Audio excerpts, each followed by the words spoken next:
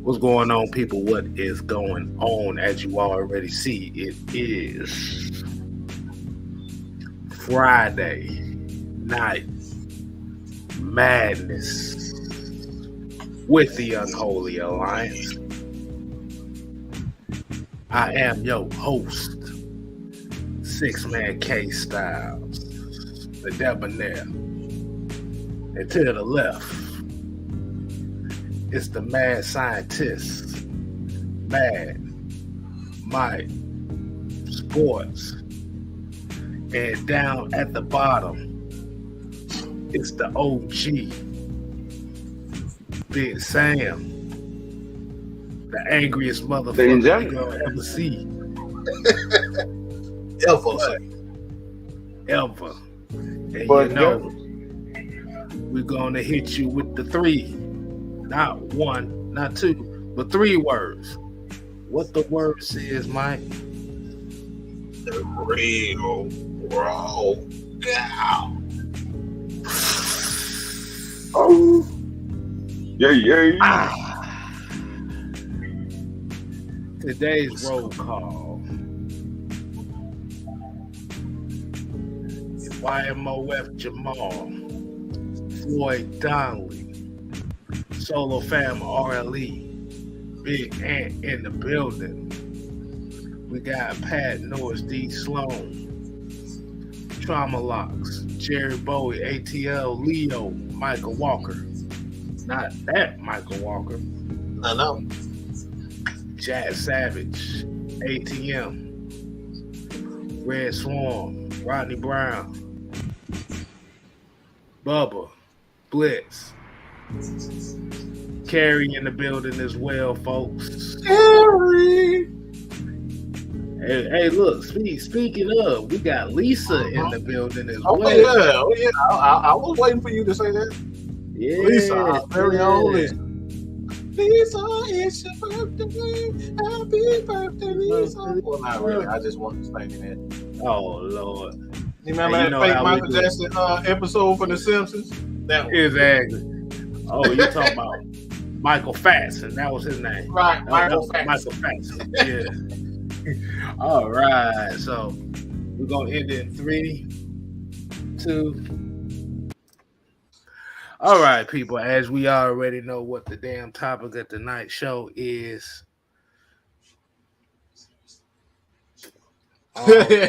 Lord, forgive me for thou I might cuss a motherfucker. What the fuck is this shit we got going on here? Yeah, I fucked around before he even get started. I fucked around and deleted. I don't know how the hell I deleted the video, so that's why you weren't able to replay it. I apologize. I'm still trying to figure out what the hell happened. But I guess I will. This is our chance to get for you to see it again.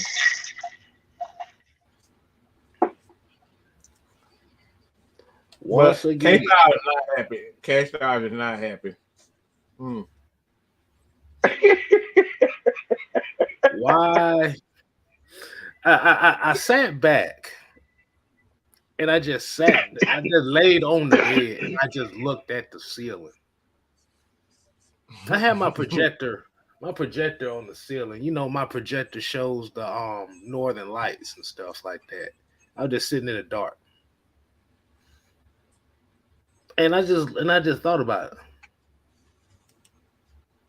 What the fuck is this shit? Oh my God. Why is this even news? Why are we even entertaining this news? I'm thinking, maybe somebody's playing a joke. Maybe somebody's like, we need a veteran quarterback that can take us to the promised land this year. This was the best you could do. Well, this is the best y'all could do. Jimmy Garoppolo. This is the best y'all can do. Yeah.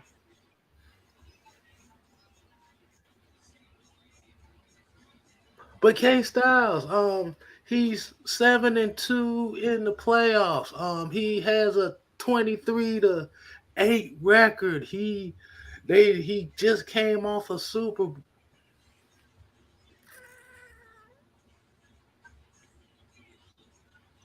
The 49ers were literally 4-0 when he doesn't even throw for a touchdown pass.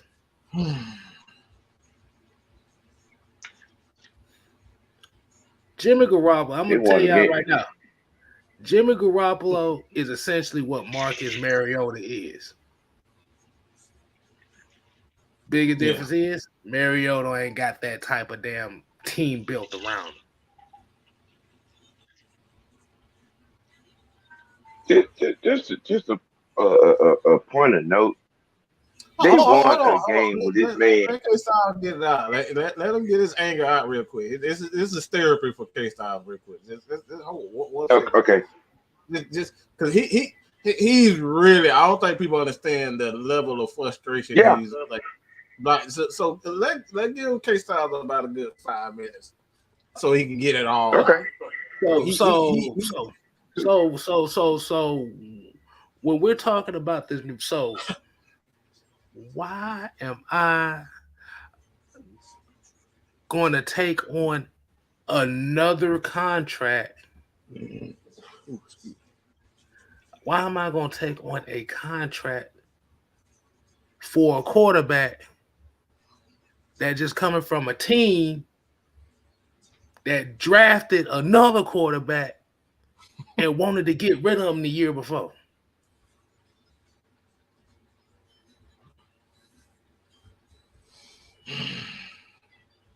The only thing Jimmy G is good for is fucking porn stars and busting his leg open. I don't know how that coincides well together. But It sound okay. All right. Okay. I didn't want to make sure. Right. Yeah. It wasn't bad. It didn't sound bad. Okay, I will make sure because I didn't. That shit just came out. I didn't even put no thought. We know what you were saying there, bro. Only thing he gonna be good for here in Atlanta is going to Fulton Industrial. That's gonna be the best thing he can do around here.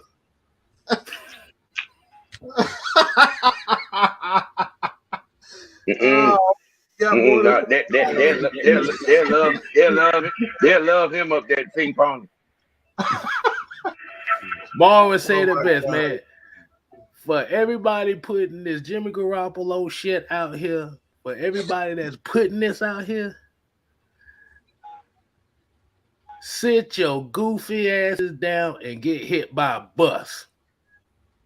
Damn. Damn. Damn. But the thing is, in all seriousness, let me ask you, like I said, I'm going to ask y'all a question on this. Since this is kind of like the news thing.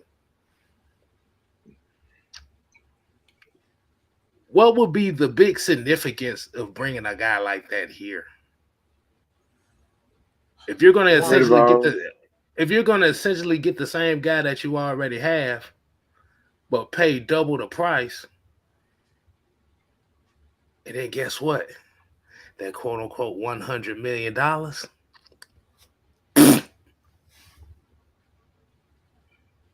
That's all I gotta say.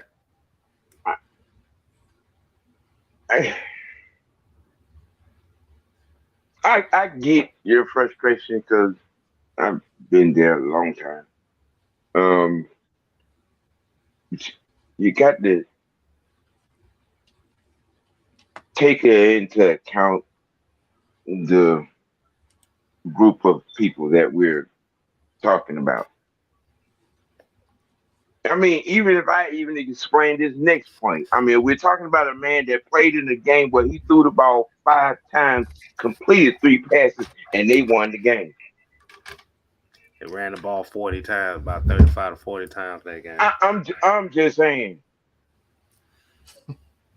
I mean, yeah, we're talking about what does this say about you, okay, in a playoff game? right? That you throw the ball 2 times in the fourth quarter. This ain't revisionist history. This is recent history. Okay? Come on, people. Now, the only conclusion that I could draw is because, actually some of these folks are ignorant enough to believe that, Kyle Shanahan is some kind of quarterback guru. Bullshit. Yeah, which is, shit in itself. That might be the only. I mean, because when you do deductive reasoning, you know what I'm saying. When you take out everything, you take everything away that's possible. The only thing that's left is the impossible, right? So, right. I mean, that got to be their only reason. Now, with that being said, and I'm only speaking for the unsolid majority, which is about 2%, and that might be us. And everybody, related and, included in that Unholy Alliance, that in that 2%. Because 98% of this fan base, I mean, they're like starving Ethiopians. They will eat and believe and run with any and everything. Oh God, you didn't have to say the starving Ethiopians. Jesus Christ. Time you gonna have the damn Red Cross on our ass, man. Good God. I mean, well, if they can't understand an analogy, then they need to sit. They need to sit their sensitive asses down some damn well. Oh God my damn it. God. Hey, look. I mean, because that's exactly what this fan base acts like. You know what I'm saying? I mean, any and everything. So the moment somebody gets cut from another team, we need to bring up him. Him. Look, you remember what he did? Remember what he did in that game? Hey, he can do that here for the rest of his career. And then they don't care. They don't care how they look doing it. That's proof. That is real life proof pudding as of a month ago, because they showed their whole ass with Deshaun Watson. I mean, it is just, you want to know why? There is not just no one why. I mean, you can point to any point in time over the last 16 years and use it as a reason.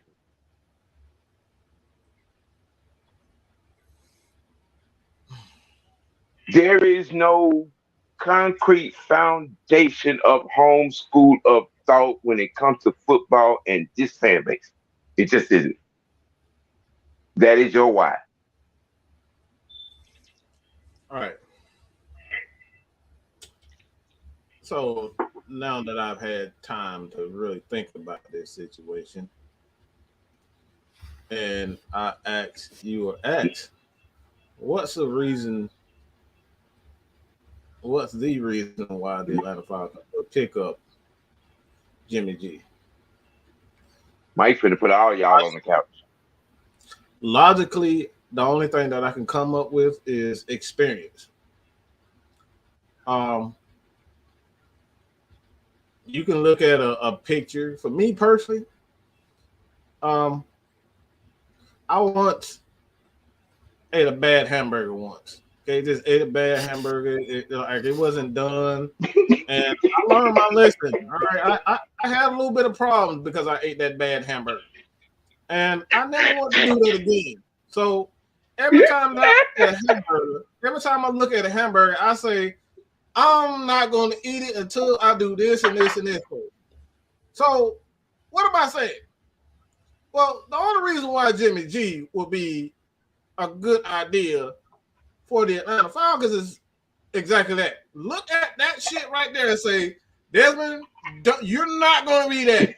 Look at this guy. Your ass is not going to be this. This is physically what you should not do. Right? You seen it in the flesh. You seen it in the flesh in itself. Don't be this guy. Don't be Jimmy G who go around. You seen it on national TV. Don't be a guy that's up here can't throw a damn ball more than 4 times in a game when you got one of the best defenses and the best running game and the best play callers and the best defensive coordinator and the best front offices in the game. Don't be that guy. So that's the only reason logically that I can say Jimmy G is experience on what not to do. Because when you look at Marcus Mariota, visual aid. Marcus Mariota, numbers-wise, have better numbers than this guy. He didn't have a number 1 defense. He didn't have a number 1 ranked offense running game where, like I said, offensive coordinator that pretty much, handed everything to him on a silver platter. All this motherfucker had to do in the Super Bowl was complete 2 passes. This motherfucker couldn't do that. He could not do that. Hey, you talk about the one pass. You talk about the pass that he overthrew that could have won him the game. With no pressure. Right. He couldn't even do that right. So, yeah, I'm losing my goddamn mind right about now. Why? Because we want trash. Y'all want us to look like a bigger goof than what we already been. We already we've been suffering from the 28 jokes, and not all of us. I'm just saying, the 28 jokes has been going on for what, 4 or 5 years now? I don't need another damn joke. We don't need another pain in the ass goof. True. I'm tired of hearing that damn Cam Jordan and his lame ass jokes. When nobody gives a shit about, okay, we don't need to add on to what the fuck we got going on. We ain't won a championship in 60-some years, okay? I don't need another piece of shit to add on to what we already are. So at the end of the day, I don't need a $25 million piece of shit. I don't need a $25 million piece of shit. I'm perfectly fine with the $1 piece of shit that we already have, okay? And that's all I got to say about that. That might say, but I'd rather have that 4 for 4 than pay for that damn $50 dinner at that $150 dinner at Papados and shit. And that's and then had to send your plate back 4 times. And then had to send your plate back 4 times. Come on, man. Oh my God. Look, hold on. And shouts out to Noah Tyndale, like I said, man. And him and Maggie been going through it the last couple weeks here. So, like I said, everybody's getting better here soon, man. Oh, a little bit. Look at this. Like Coleman said, 4 touchdowns and 6 career playoffs. Come on, man. That's like a half a touchdown a game. Get you a 59-cent bag of chips, boy. That's what his ass is. Wait a minute now. And all of this is under the quote unquote quarterback guru.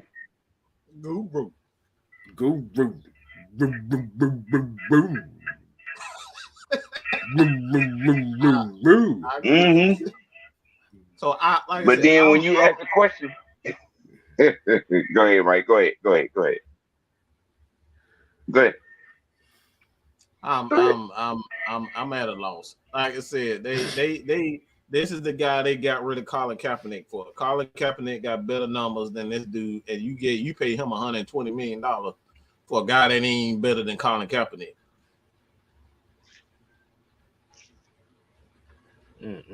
Man, I wish I still had that article. I wish I still had that thing. I want to see all the quarterbacks that make him a quarterback guru. That's what I'm trying to look for. And earlier. Wait a minute. You're on here with somebody that has good memory. Because I mean, he was in Cleveland, and how long? There was no MVP candidate there. Cleveland. So that was 2014. So that sounds like. Let me see. Tampa Bay and okay, nah, he was a wide receivers coach at Houston with the Texans and quarterback coach. Oh God, so that was the David Carr spit. No, um, Washington, no, Cleveland, no, Washington was the RG3 debacle. the RG3 and the Kirk Cousins thing. Mm-hmm. So But people keep calling this man. People keep calling this man a quarterback guru, a quarterback whisperer, when he has buried 2, 3 quarterbacks and literally destroyed one quarterback career, and pretty much just happened to have the right playbook for a Hall of Fame quarterback to, you know what I'm saying, take a team somewhere. And people holler about he made that particular quarterback. I'm just saying that math ain't adding up. mm-hmm. That math ain't adding up. And hold on, Bob Boy said he clearly ain't beating Trey Lance. They've been trying to trade Jimmy. They tried to trade Jimmy Garoppolo last year. Yeah, they did. Think about that. So I don't think they care about. I just don't think they. I think they just at a period where they just want to get rid of him and try to play. So it don't even matter if he's better than Trey Lance at this point. They just got to get rid of him because they know he ain't getting no better. You paying a guy $25 million for someone who's not going to get better than what he is. That's the problem. So Trey Lance could be absolute dog shit, but they want to at least know Jimmy Garoppolo. Jimmy Garoppolo is the perfect example of another man's trash not being another man's treasure. Because you go from Josh McDaniels to Kyle Shanahan, who's supposed to be a guru. Now, Josh McDaniels is not a bad offensive coordinator, play caller, quarterback's coach. He's not. I mean, but when you get booted out of there because the boss man didn't want to let his toy go because let's put a little context on them. Bill, that was Bill's baby. Mm-hmm. That was Belichick's baby. Garoppolo was Belichick's baby. Mm-hmm. Indeed. You know what I'm saying? So you get put in what it's supposed to be a so-called great situation. You with a well-known play caller, quarterback guru, quarterback whisperer, and Kyle Shanahan, set up with one of the better offensive line and running games, and you got a top 3 defense. And you can't complete five passes in a whole game. But I swear. Jimmy G ain't going to Cleveland. They just signed Josh Rosen, so he ain't going to Cleveland. Right. Don't want him. Right. They're gonna have to release him, and that's why I was talking about earlier. If we were to bring in Jimmy G after he got released, I would have no problem with that because I don't want Desmond Ridder playing this year. I think he needs to sit back and learn. And I know that Jimmy G, being a guy that has some ties with Bill Belichick, he'll be able to at least pass some type of knowledge as far as quarterback, just quarterback not because some of the best quarterback coaches are the worst quarterbacks, believe it or not. I mean, you look at right now Desmond Ridder, the guy who is he went to a school. It's Carson Palmer, brother. Jordan Palmer. Jordan Palmer, like he's one of the better coaches out there, quarterback coaches out there. He was okay in college, but he sucked as an NFL player. So some of the best coaches are the worst, are some of the worst. So I have no issue with him coming in and possibly teaching Desmond Ridder the ropes. Doug Peterson, he's another guy. So like I said, even if you look at why right. Matt Stafford, damn, I'm about to say Matt Stafford. Damn, what his name is? He just Byron Leftwich is another guy, but Matt, whatever the hell his name is, he went out. No, well, he played on a Matt Ryan. God damn it. Matt Shaw. Matt LaFleur. Matt LaFleur. No. I was talking about Matt quarterback. Sharp. Matt Sharp, like he's been a great backup for Matt Ryan because he's great at reading defenses and things. So I have no issue with Jimmy G coming here and then teaching because he can teach Des Miranda. Those are things I was kind of joking. I was serious, but I was kind of joking at the same time about him being just coming here. But like I said, his failures is something that he can teach. All right, this is what I did. This is what I'm not good at, and I tried to overcompensate for this and this and this and this. He can teach those things and pass on, to Desmond. So, like I said, at the end of the day, man, I believe that there's never too many coaches, players that a young quarterback can learn from. You can always get knowledge from somebody. So, like I said, I think he's one of those guys that I think, and plus it's in the same system. They pretty much run the same system in San Francisco that we were, just a different variation of it. But it's still the West Coast system. And like I said, he can add to it. He can add that to it. So, I'm just not paying $25 million for a damn a rusty ass blowjob. I'm just not gonna do it. That's Oh my God! I need somebody with no. I need somebody. I need a superhead. I need a superhead. I need a superhead over here. No. So you saying you need somebody ain't got no teeth, right? Oh my God! I need a pro. I'm about to say, look. Hey, look, I got the perfect. I call myself I was trying real hard to be, on the straight and narrow tonight. and the man that been beating me upside the head all week said he can't deal with it.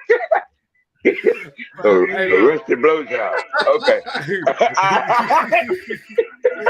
Saying she can't have no teeth. No. Look. Mike, not teeth. No teethuses. No teethus.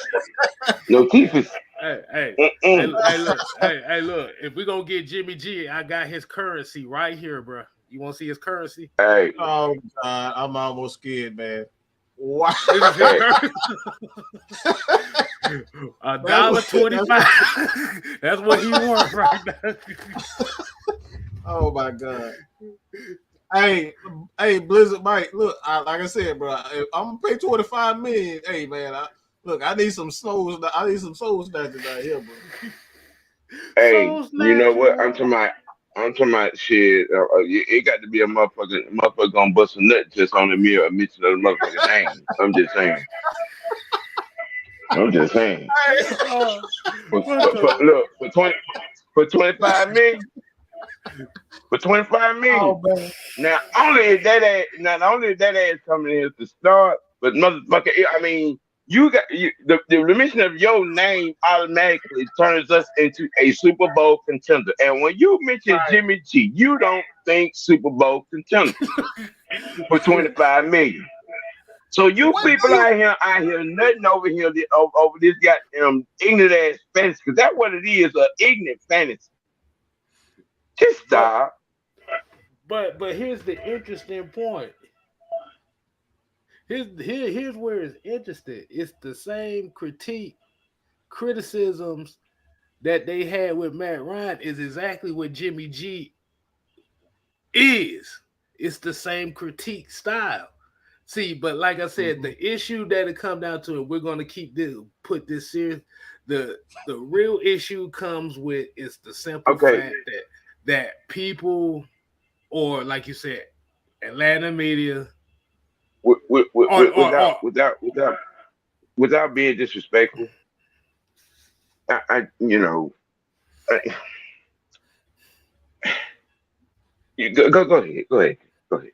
No. Go ahead, man. What you about to say? No. Because I'm trying to be good, and I'm trying to stay on straight and narrow, and and see, because you know, you it was the way you put it.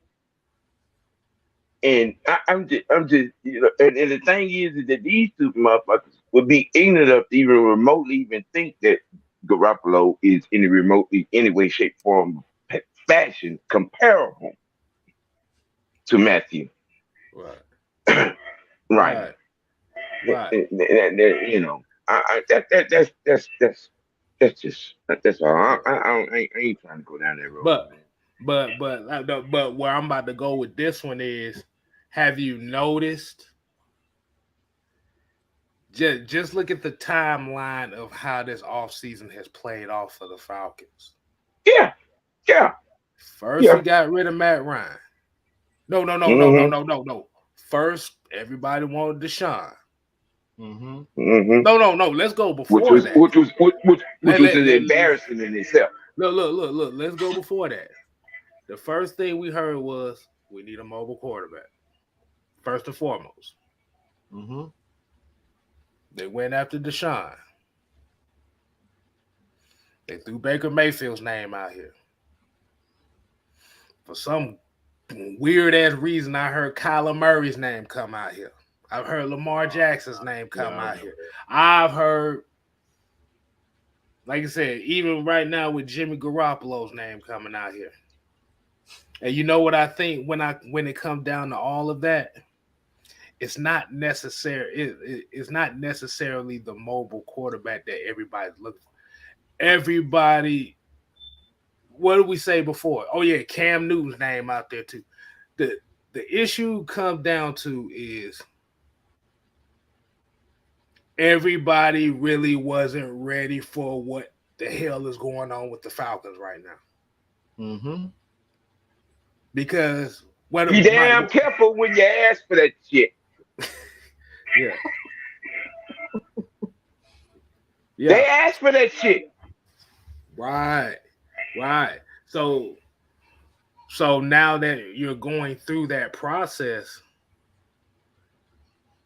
they still deny. They ain't going through it. No. I'm just saying. Now that the process is heading this way. Hold on. Let me go and read this right here. Maggie came up here. She said, the Atlanta Falcon Nation want to inform you to join the Dirty Bird Street team at the Ice Cream Festival this Saturday at Piedmont Park. 11 a.m. to 6 p.m. Hey, man, y'all make sure y'all go to Piedmont Park, get you some ice cream out there and street team it up out there. Just don't slap somebody that's walking around the track.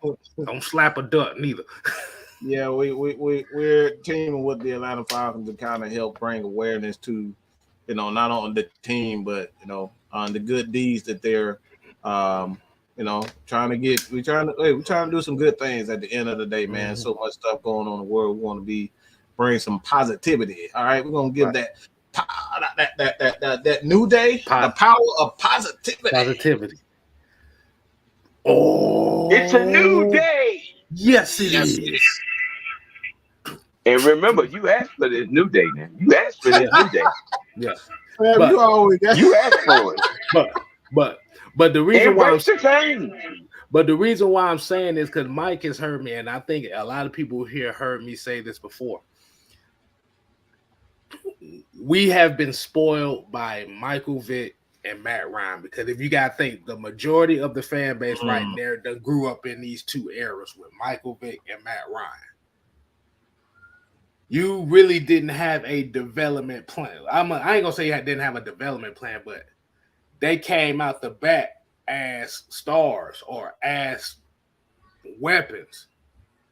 Even though Michael Vick, he was used sporadically, but he started like the last few games and stuff. We've never but went through you hit on it though.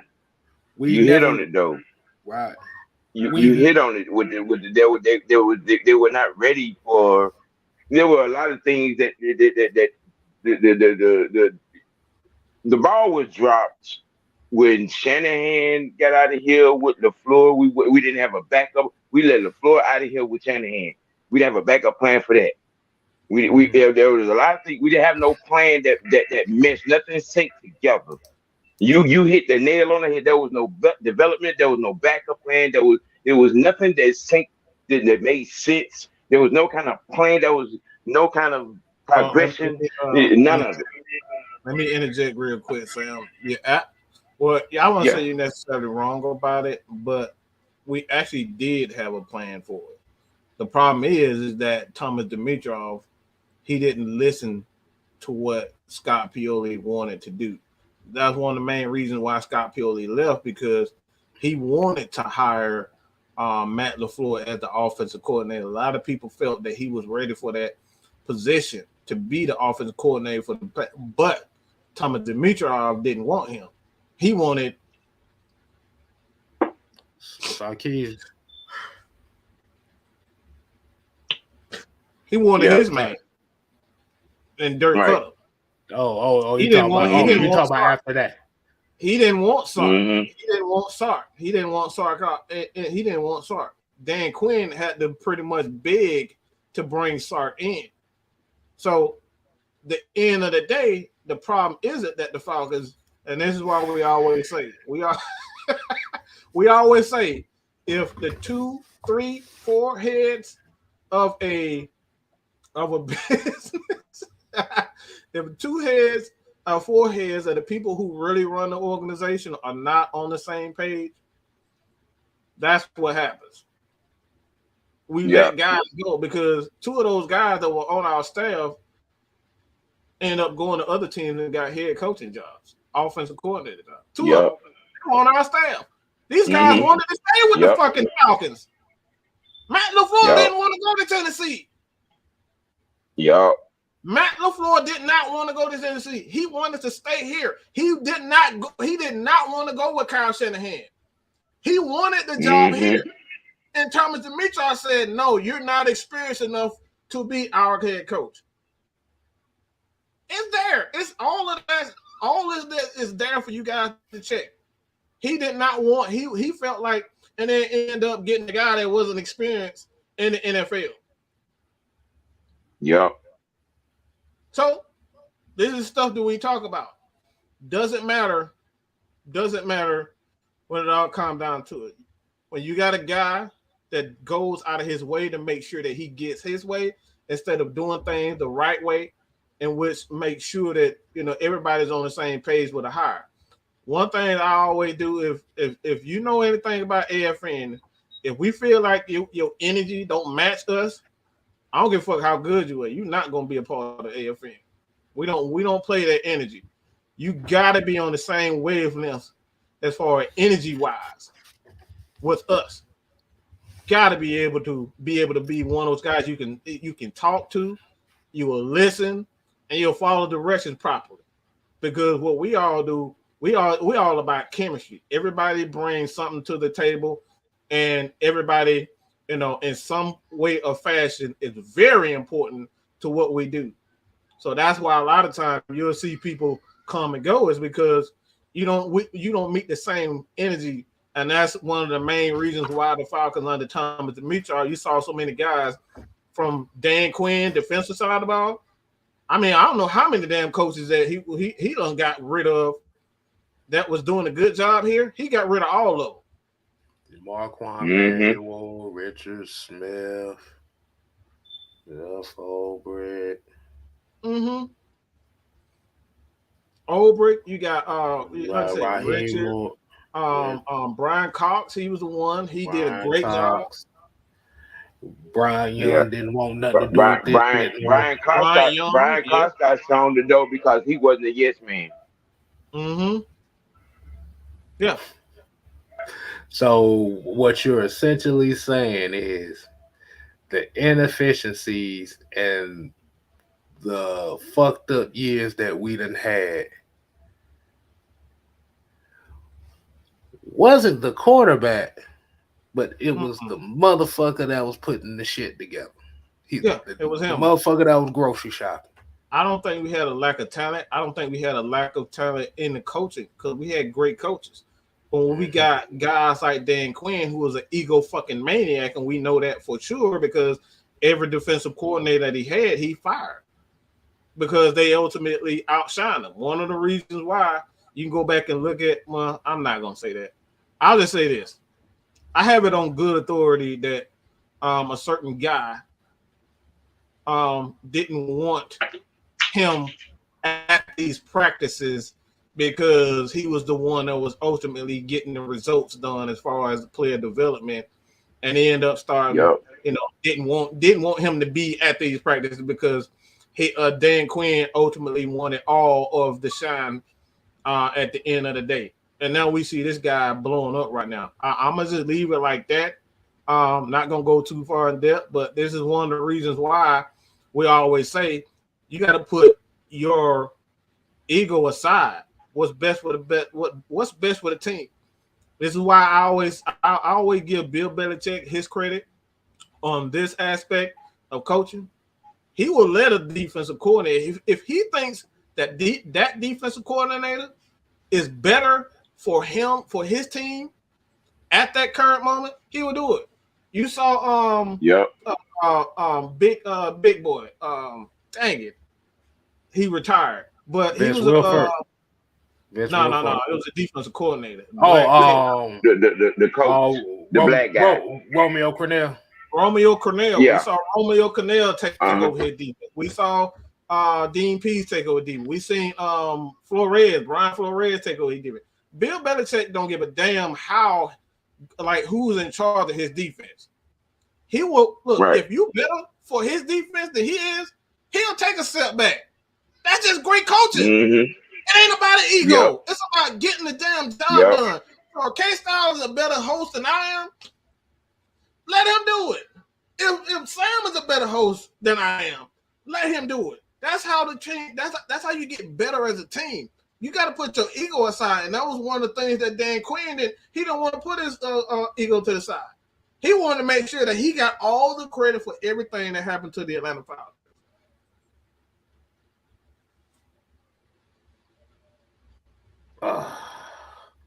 So the trio of Smithers, Farmer Friend, and Gilbert.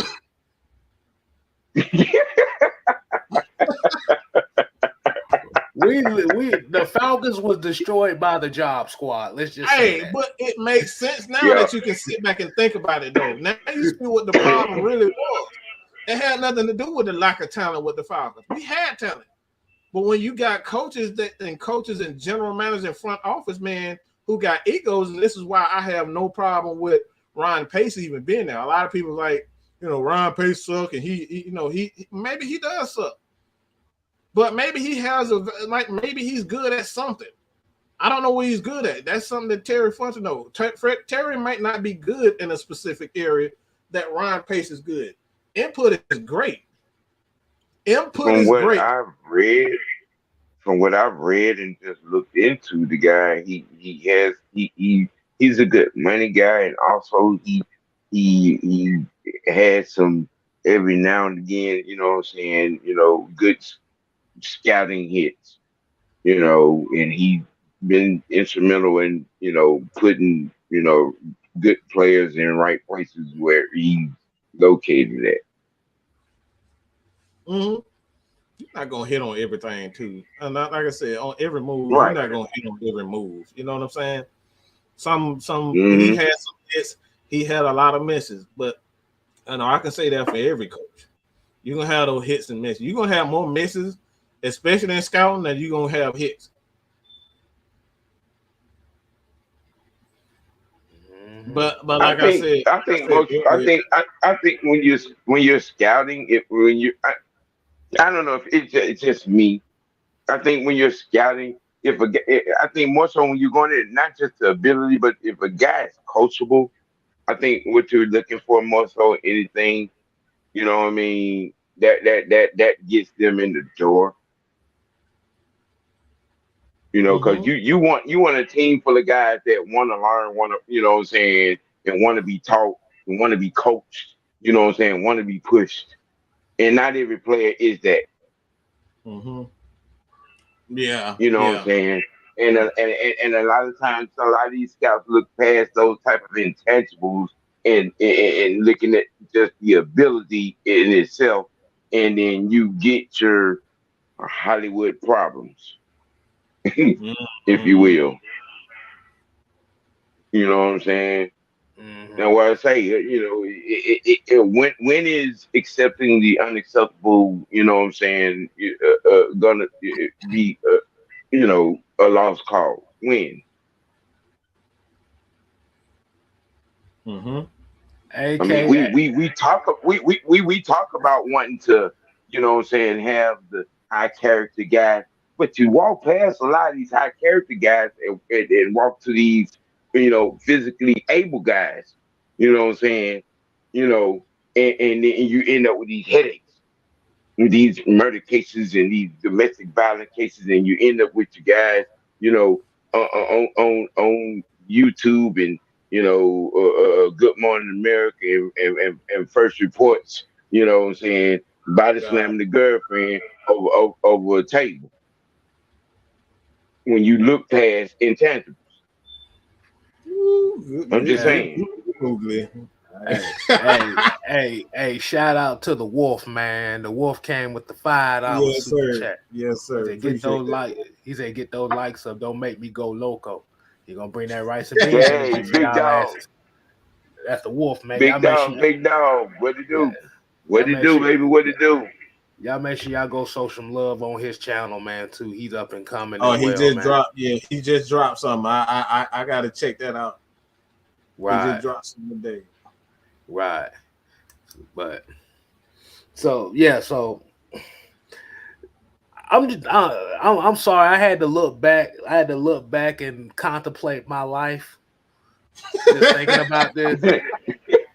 Oh gosh. I ain't mean to get too deep, man. My bad. I'm glad you did, because like I said, for some of those wrestling fans that may be watching here, may not be old enough to know who the hell the Job Squad was. Right. This is what we had.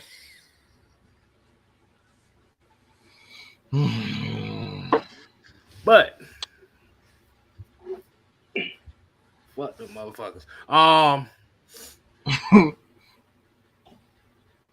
Damn, I about lost my damn train of thought, man. I lost my train of thought, man. The Job Squad. No. I'm trying to think what I was gonna say before that. Before I had to contemplate my life back here. I think I forgot what I was my bad. We were talking about intangibles and abilities and people doing their job and such in those high places in organizations. Yeah, I mean, when you look at the type of guys that we have now, if you look at the executives we have now, they specify on those high character guys. They specify on guys that are going to get the damn job done. I mean, for God's sake, these folks will cut your ass if you ain't performing up to task. Right. This ain't the country club anymore. You better bring it. But Jimmy Garoppolo, that boy Richie Grant said, "Man, look, if you get it, you play. You don't get it, you don't play. You don't get it too long, you get a pink slip." So it don't get no more clear than that about this coaching staff. So you get it, you play. Shit. Okay. I figured out what my question was. I don't know if I asked it already. So, do you think with all these names popping up in this quarterback situation, when we already have a guy, we already have two quarterbacks, well, really three quarterbacks, well, quarterback / tight end, that does everything that the Falcons gave everybody exactly what they wanted. They gave them three different variations of it. You got a Hawaiian one, You got a Latino one, and you got a mutt. Right. Now you want my answer, or you want my answer? No. Let me go first. Hold on. I didn't even finish the question.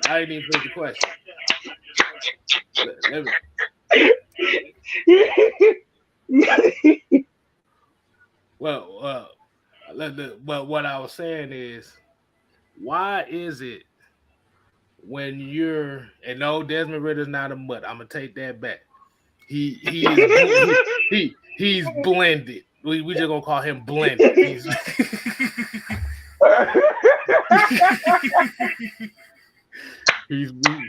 blended.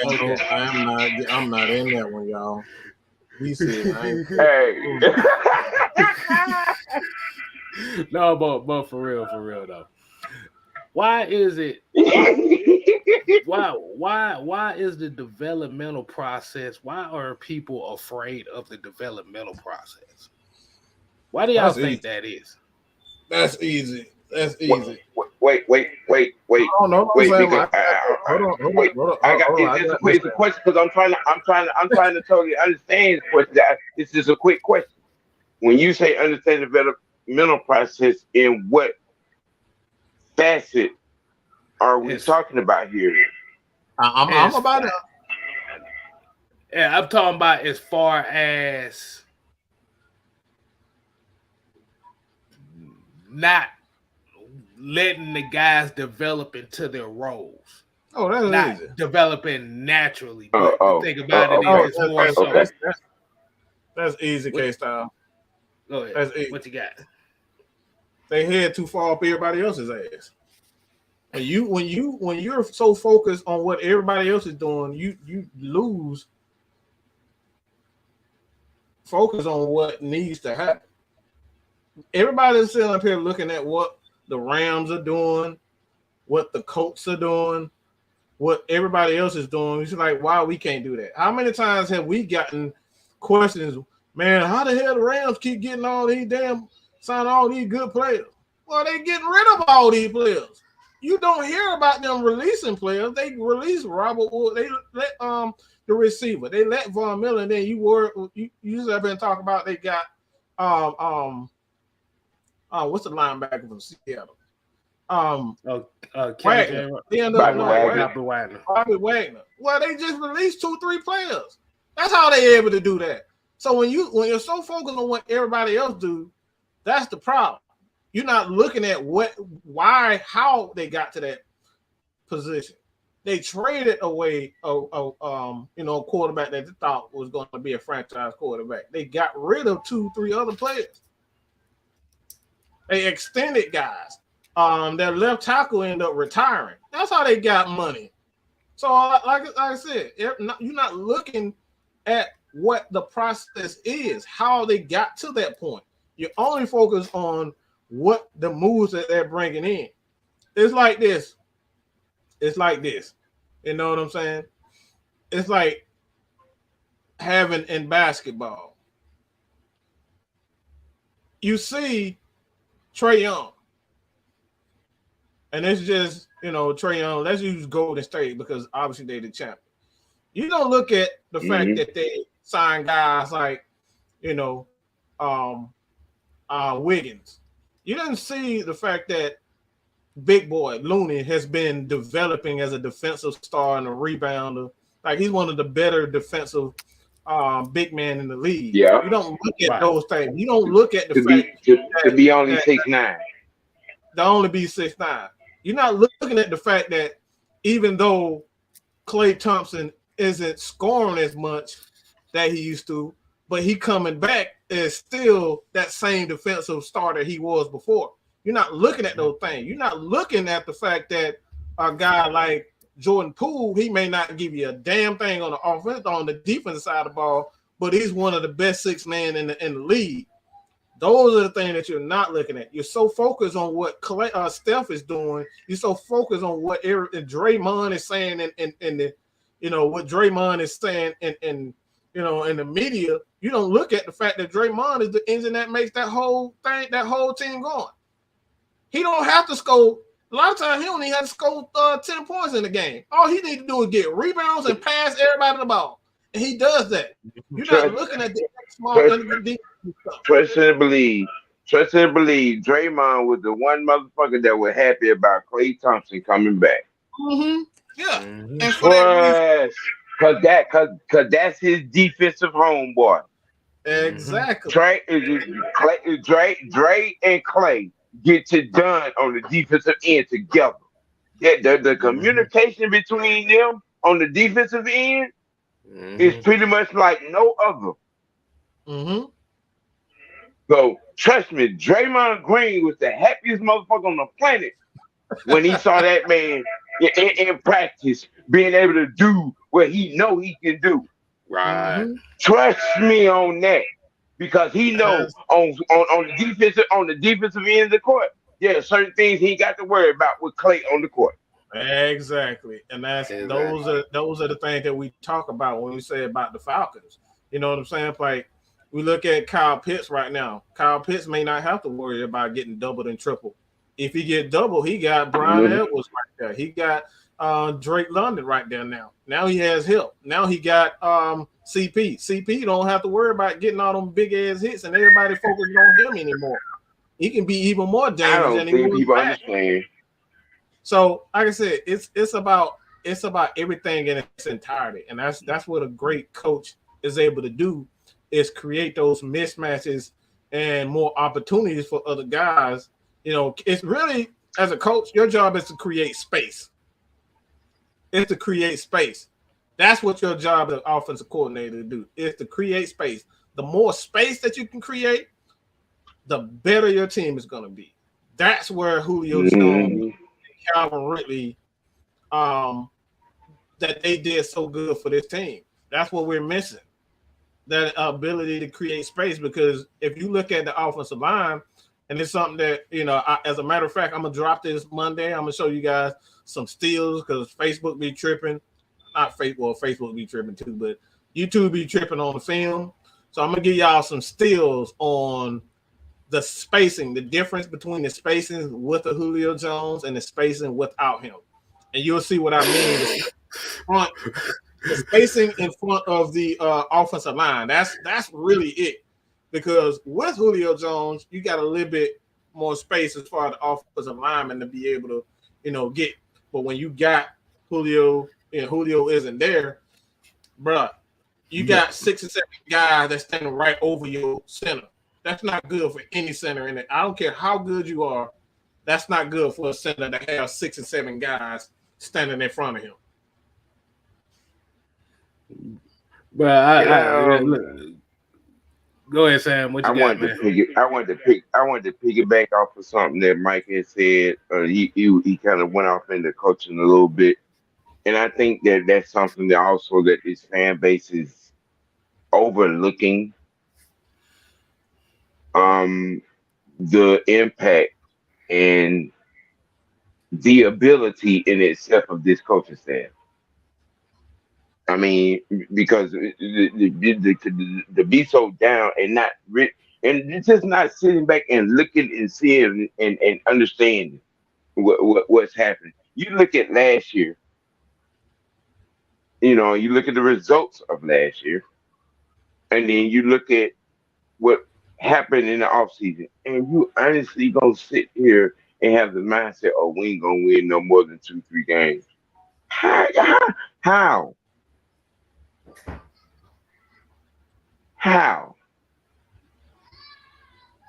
How is it that you can have that mindset? I mean, when you look at last season, and I mean, it outside of the other teams that were statistically and obviously visually worse than what we were, it don't get no really more worse than what we, what was going on. Our receivers were getting mugged. Well, just got their ass kicked in the line of scrimmage, pretty much every play. Mm-hmm. You know what I'm saying? I mean, and all while that is going on, you got a running back that can't run no more than 2 inches at a time, and we're in a position that could have won 10 games, but we won 7 games. All right, now with all that being said, we move forward to the offseason, and everything that was wrong with last year, you look at what we did. Our damn receiver room looked like a fucking basketball team.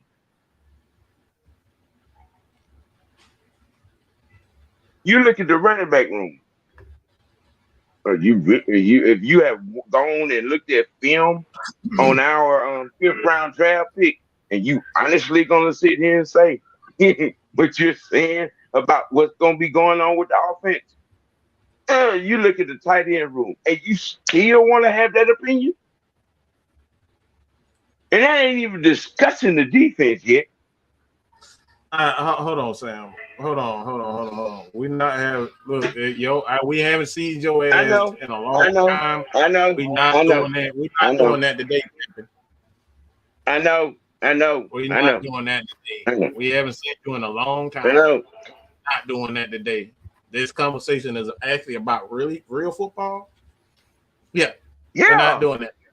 So yeah. I just need to say that real quick. The conversation was something completely different, and somehow this person ended up in this conversation.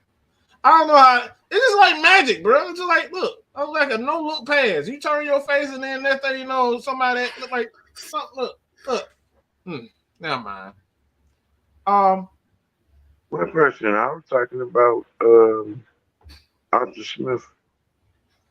Yeah, I don't know how that happened. But wait. Oh, you must be talking about something in the comments. I was talking about Arthur Smith. No, I'm not talking about you. Yeah. I'll call your name, Sam. Come on, Sam. You know me better than that. Oh, look, man. Look, I'm a little cloud. I'm a little cloud. You always rowdy, Sam.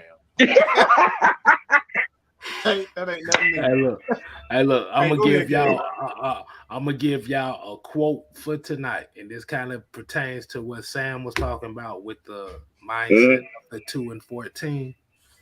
I have a quote for y'all tonight. As you think, so you shall become. Right. Oh boy, whew. That's a murder right there. I like that quote. Guess who said? Guess who gave that quote? Guess who I found that quote from?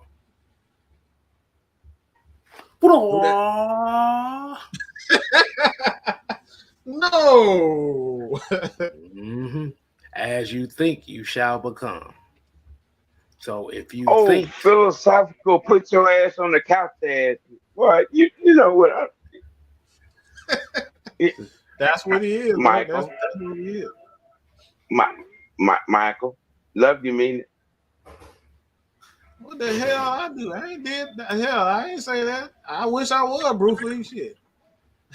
Hey, I'm about to say, look like we might have a extra treat for y'all tonight as well.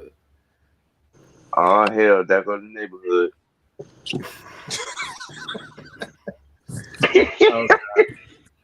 Oh God. First of all, let's start off respectful. Okay.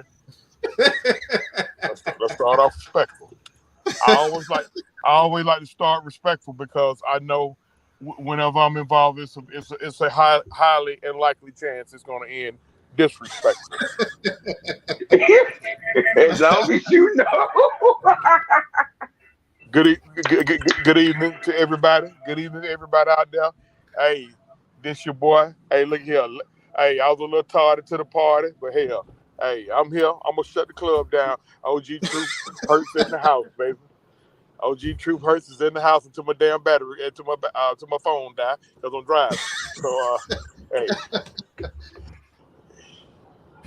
I just had to go get some meditation done. Some meditation. Okay, I guess. Yeah. Little meditation, man. I do a little meditation every so often, you know. I pay for it about about $50 worth. But yeah, okay, let's get it. Hey, you just answered the question I was about to ask you. I was about to say, was it $40 or $50 worth of meditation? Right. Right. No, it's not what you guys are thinking. You guys, hey, listen, get that.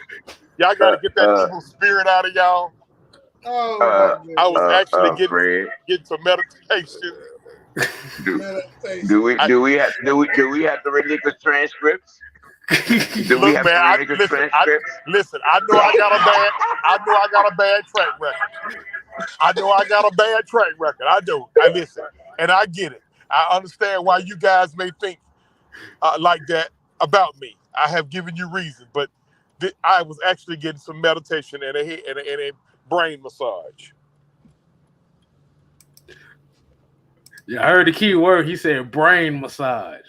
Yeah, I heard the key right. Yes. No.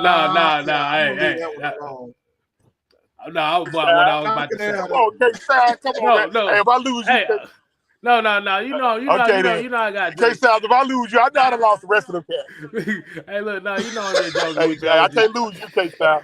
Oh no, because I can't lose. K-Style, you the only one. Hey, I come back from you, K-Style. Because the rest of it is a steaming pile of, you know what? Hey man, but I got another quote that I just pulled up too, and I think, and this quote is, I don't know who did this quote. Was it Junichi Taguchi? Said cost is more important than quality, but quality is the best way to reduce cost. Woo, boy. Quality. That's deep. Quality. That's it. How do y'all feel about that pertaining to what the Falcons are doing? I mean, right I now? already said that. I said that last year, way before the season, before we even hired. I said it in 21, way before the Falcons even hired Arthur Smith. I told everybody that the Falcons were going to go to more of an offense that is cost effective, and they're going to run a system where they're going to have guys that have potential, but these guys don't necessarily have superstar potential. Why? Because superstars you got to pay. They're not going to go after these wide receivers that's going to be like Calvin Ridley. They're not going to go after those types of wide receivers. They're going to go after guys like Drake London. They're going to go after guys like Kyle Pitts. They're going to bring in a lot of tight ends. So when you look at it, it doesn't surprise me anyway because you know how they're building the team. They're going defense. They're going big. They're going guys in the mid rounds. And you don't have to pay these guys these big contracts early on in the season. That's why you hear Terry Fontenot say they don't want to be in the top 5 of any of that. They don't even want to be in the top 10 because you got to pay these guys these big time contracts. So at the end of the day, this doesn't surprise me at all. This is what the Falcons, they've been hurt. I just call that what it is. They've been hurt by these prima donnas.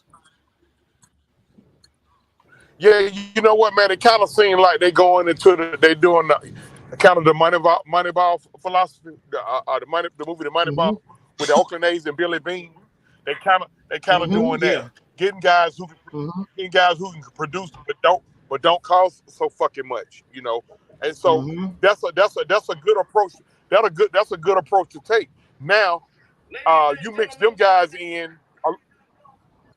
Yeah, you mix them guys in along with your youth, and as they grow, you mix them guys in with the growth of the youth. You fuck around and do pull what the Cincinnati Bengals did last year. You know, just bagged their way to the Super Bowl. You know, they bagged their way to the Super Bowl. They had the right mix of veterans and along with their dynamic rookies. Hey, they bagged their way into the Super Bowl, and their quarterback got sacked more more than anybody in the league last year, to my understanding. Is that correct? Yeah. I just think that our offensive line was just going to be a little bit better than their offensive line in that particular scenario if we're there like that. And I think we're going to be there Yep. like that. Yeah, I do too. I do too. Listen, man, I'm much more optimistic about the team this year versus the last couple of years because we done finally got rid of. Let's say, I don't want. Call it what it is. Call it what it is. We done. You know, Matt and Julio kind of held a cloud over this organization. No matter no matter how you see the cloud, because different folks got different opinions on it. They held a certain type. They held a certain type of cloud. So now that that's kind of gone, best of luck to both of them. But now that's kind of gone. Now, it's you can breathe a little bit. You can breathe a little bit, and you ain't. Hey, we just concentrate on the football. It was a lot of sideshow shit. It was a lot of sideshow shit when it came to them too. Because what we don't have to go into the one with the quarterback. I think everybody know how that conversation how that always was. But Julio went out the door. Julio went out the door kind of fucked up. I mean, he know he did. You know what I mean? And like ain't no reason to go back and just harp on it because I think everybody, including Julio, know his move was weak, man. You know what I mean? Mm-hmm. It was extremely it was fucked up how he went out the door. You know what I mean? It is what it is. But hey, hey, like I said, we done got that stench off us. Yes, we do still have 3 holdovers.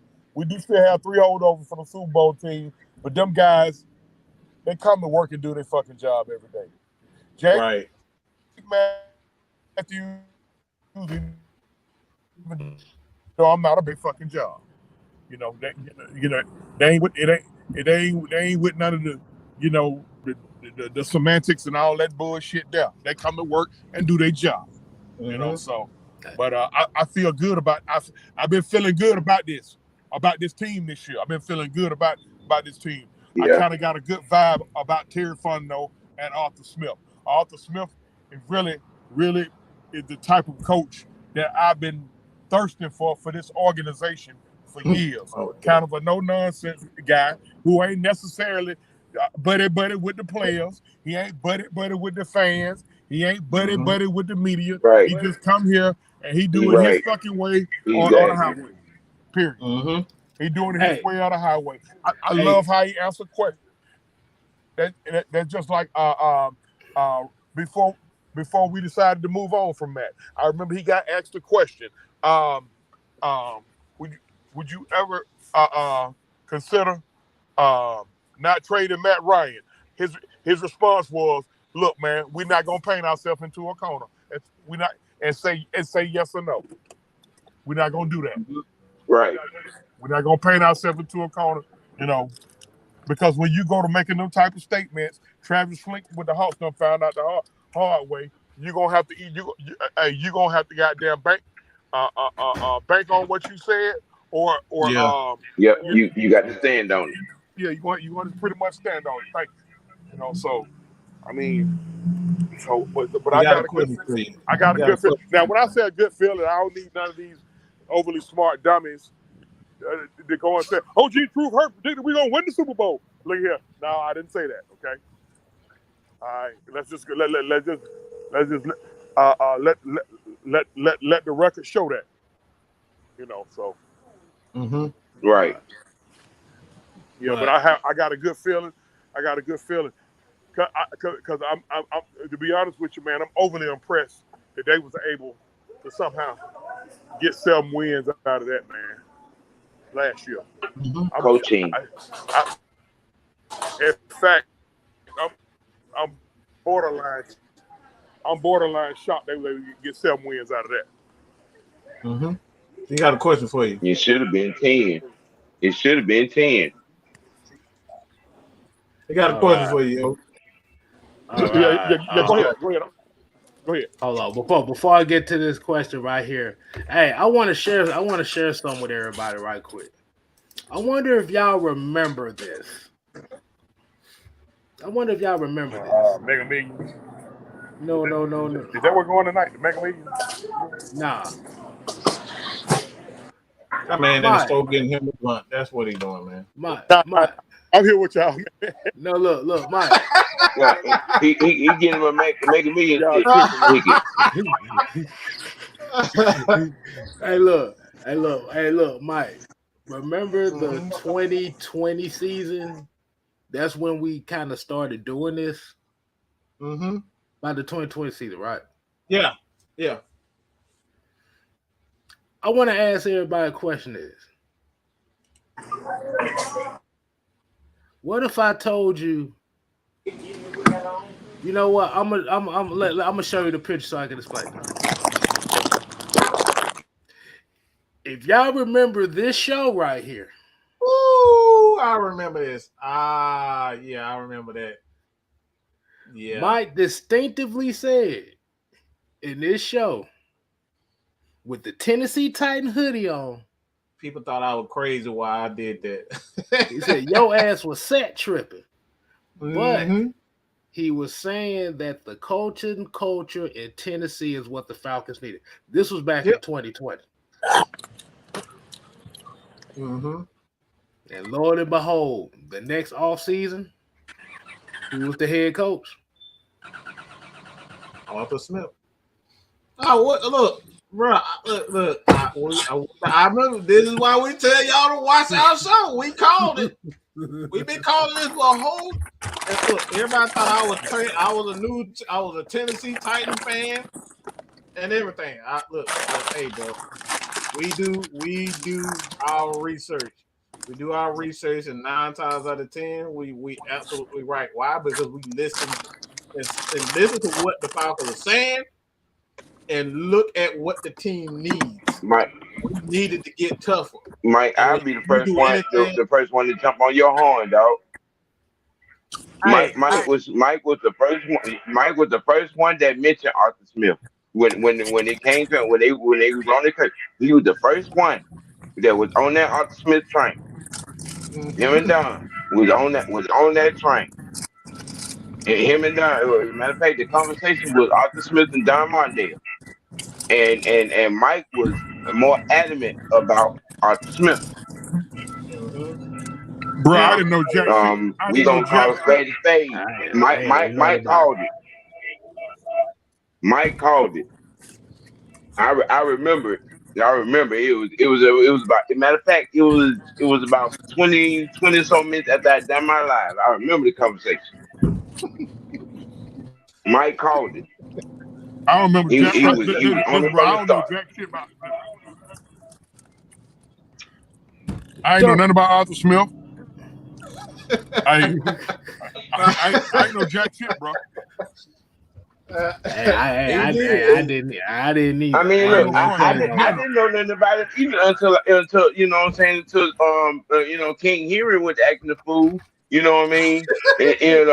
And then Mike, you know what I'm saying, started going in like a madman. So, hey, it started to look a little bit deeper. The man can coach. The man has a background. He has worked from the ground. He is like old boy for the Miami Heat. You know what I'm talking about? The coach for the Heat. Yeah, Spoelstra. He likes Spoelstra. You know what I'm saying? Started as a cameraman. You know what I'm saying? Arthur Smith, he started pretty much the same type of way, man. And he worked it, and a lot of people are, well, nah, he got in the NFL, get daddy who his daddy is. No, man, that man got in the way in the NFL in spite of his daddy. A lot of people don't understand that. It's all about he took nothing from his dad when it came to his job. Look like he. That man don't even look like he come from that kind of money, bro. Right, he does. Right. Exactly. He said he wasn't about it. Like he said he wanted to carve his own legacy. Like fuck all that shit. That man don't dress in Gucci. And- He don't be and- out and- with, Motherfuckers he don't just- be. Excuse me. Folks That just man put on a And regular I went down that rabbit hole. The only time them kids, you know what I'm saying, roll like that is with their grandparents. Okay? You know what I'm saying? You know, and all that, you know, riding in limousines and all that kind of stuff. The only time them kids be able to go through so is when they're at the crib. Oh man, hey, OG, what the hell are you chewing on? Them shit sound good as hell. What the hell you chopping on? damn, my fault, man. Right. This sound good as fuck, bro. Hey, bro, my bad, y'all. My bad, y'all. No, just let me know what you chomping. Just let me know what you got. Cheeto, bro. I got a little Cheeto, bro. Hey, them Cheeto will be banging, boy. The Cheeto post, bro. The Cheeto post, bro. Them the guilty pleasures right there. But LS said everybody thought Mike turned fed with that tight gear. Nah. Oh man, but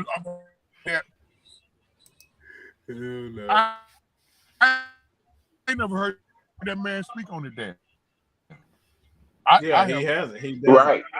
No, he Right. I never heard that man speak on it. Then, that man come to work and do it. He come out there. It was one time, Chauncey, and it was that dumbass damn D-Led went there.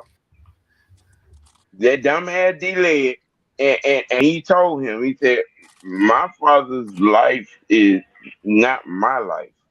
That was his answer. Mm-hmm. What was you gonna say, That was Chauncey? the only time. Hold on, Sam. What you gonna say? Go ahead, Chauncey. Now what I was gonna say is, the man just how he even carry himself on the field. Come out there with scruffy beard, hat down, with his hat on, a damn old pullover. Look like he might have bought 10 years ago as them damn coaching khaki pants. Hey, you know, like bro, he come out like one. Hey, I love him. He coach here forever. Give me one Super Bowl. Give me one Super Bowl. He coach here forever. Shit. Boy, hey, look. Hey, and he gonna get us one. Let me tell you something. Yeah, he gonna get us one. Mm-hmm. He gonna get us one. And a lot of these overly smart dummies, they gonna eat a whole lot of crow. I tell people this all the time when I say this, and I can't even believe that I'm saying this to myself. Every time I even think about it, I kind of cringe. But he reminds me so much of Bill Parcells and Bill Belichick. He don't give a fuck. Yeah. He don't give a fuck. He don't give a flying fuck what you think he's gonna build a team, how he want to build a team. You can tell how he in the press conference. If he don't want to talk, he's not gonna talk. If he's not gonna give you information, he's not gonna give you information. If he want his other guys to talk, he gonna bring their ass in and talk. You can see it written all on his face. If he's not in a good mood, I'm not in a good mood. Every once in a while, you'll see a Bill Belichick crack a joke or two. But for the most part, he be like, "Yeah, he's very stoic." Bill Belichick, and Bill Parcells ain't so much stoic because he kind of Bill Parcells kind of sarcastic. But I'm gonna tell you something. Last year when when all the overly smart dummies in the fan base and the media was going in on Arthur, because during the preseason, a lot of the guys, a lot of fans wanted to see didn't get reps. But when you understand why he did it, that really make you want to have him as your coach for 20 to 30 years. Right. We already got a depleted roster. We had to sign 38 free agents just to make 90 camp bodies. We had to keep 18 to 20 of those free agents on the actual fucking team. So why am I going to play a large amount of snaps to Kyle Pitts? I know a lot of people want to see Kyle Pitts. We already know you're not going to see Matt Ryan that much. Kyle Pitts, what's the dummy name that went gambling? Him. Grady Jarrett. Why would he do that and risk losing one of these guys? And now the next guy on the depth chart it'd be some guy who was working at Home Depot last week. You're right. So why do that? Why do that? So when we look like shit in the preseason and we look like shit the first couple of games out, I wasn't surprised. I expected it. But you saw, as a lot of guys started getting reps, I'm going to tell you something. A lot of people gave number 77 hell last year. But I sit back and I watch that kid progress about each and every week. Was he still getting barbecued? Yeah, he was getting barbecued, but the coal was starting to, the coals on the fire was starting to burn out. Then he fucked around and looked like the light bulb came on a couple of games because he a damn dog in the run game to me. He a dog in that. His issue is in the pass game, and to me, it's because they moved him inside. I think he's more of an outside guy. Am I correct or incorrect? Yeah, no, we just said that. We actually just said that a couple of days ago. Yeah. I'm telling you. And then the whole starting line is back this year together. Guess what? This may knock a few people off their feet. I'm willing to bet them not picking up their right tackle's option. I'm willing to bet, hey, that's gonna light a fire up under his ass. I seen him doing in a little workout video, bro. Look like he focused. Hey, prove me wrong. That's you're right. Yeah, prove me wrong. I'm talking bad about you. Prove me wrong. You know what I mean? Prove me wrong. So I think he want to prove some folks wrong, man. I think Caleb McGarry want to prove some folks wrong. Now it's been some rumblings and grumblings about Debo. Hey, Debo might have a point to prove. Hey. So hey. And I'm gonna tell you something that's gonna be good for because we've seen Debo at his height, at his what I'm saying, we've seen him on in his zone.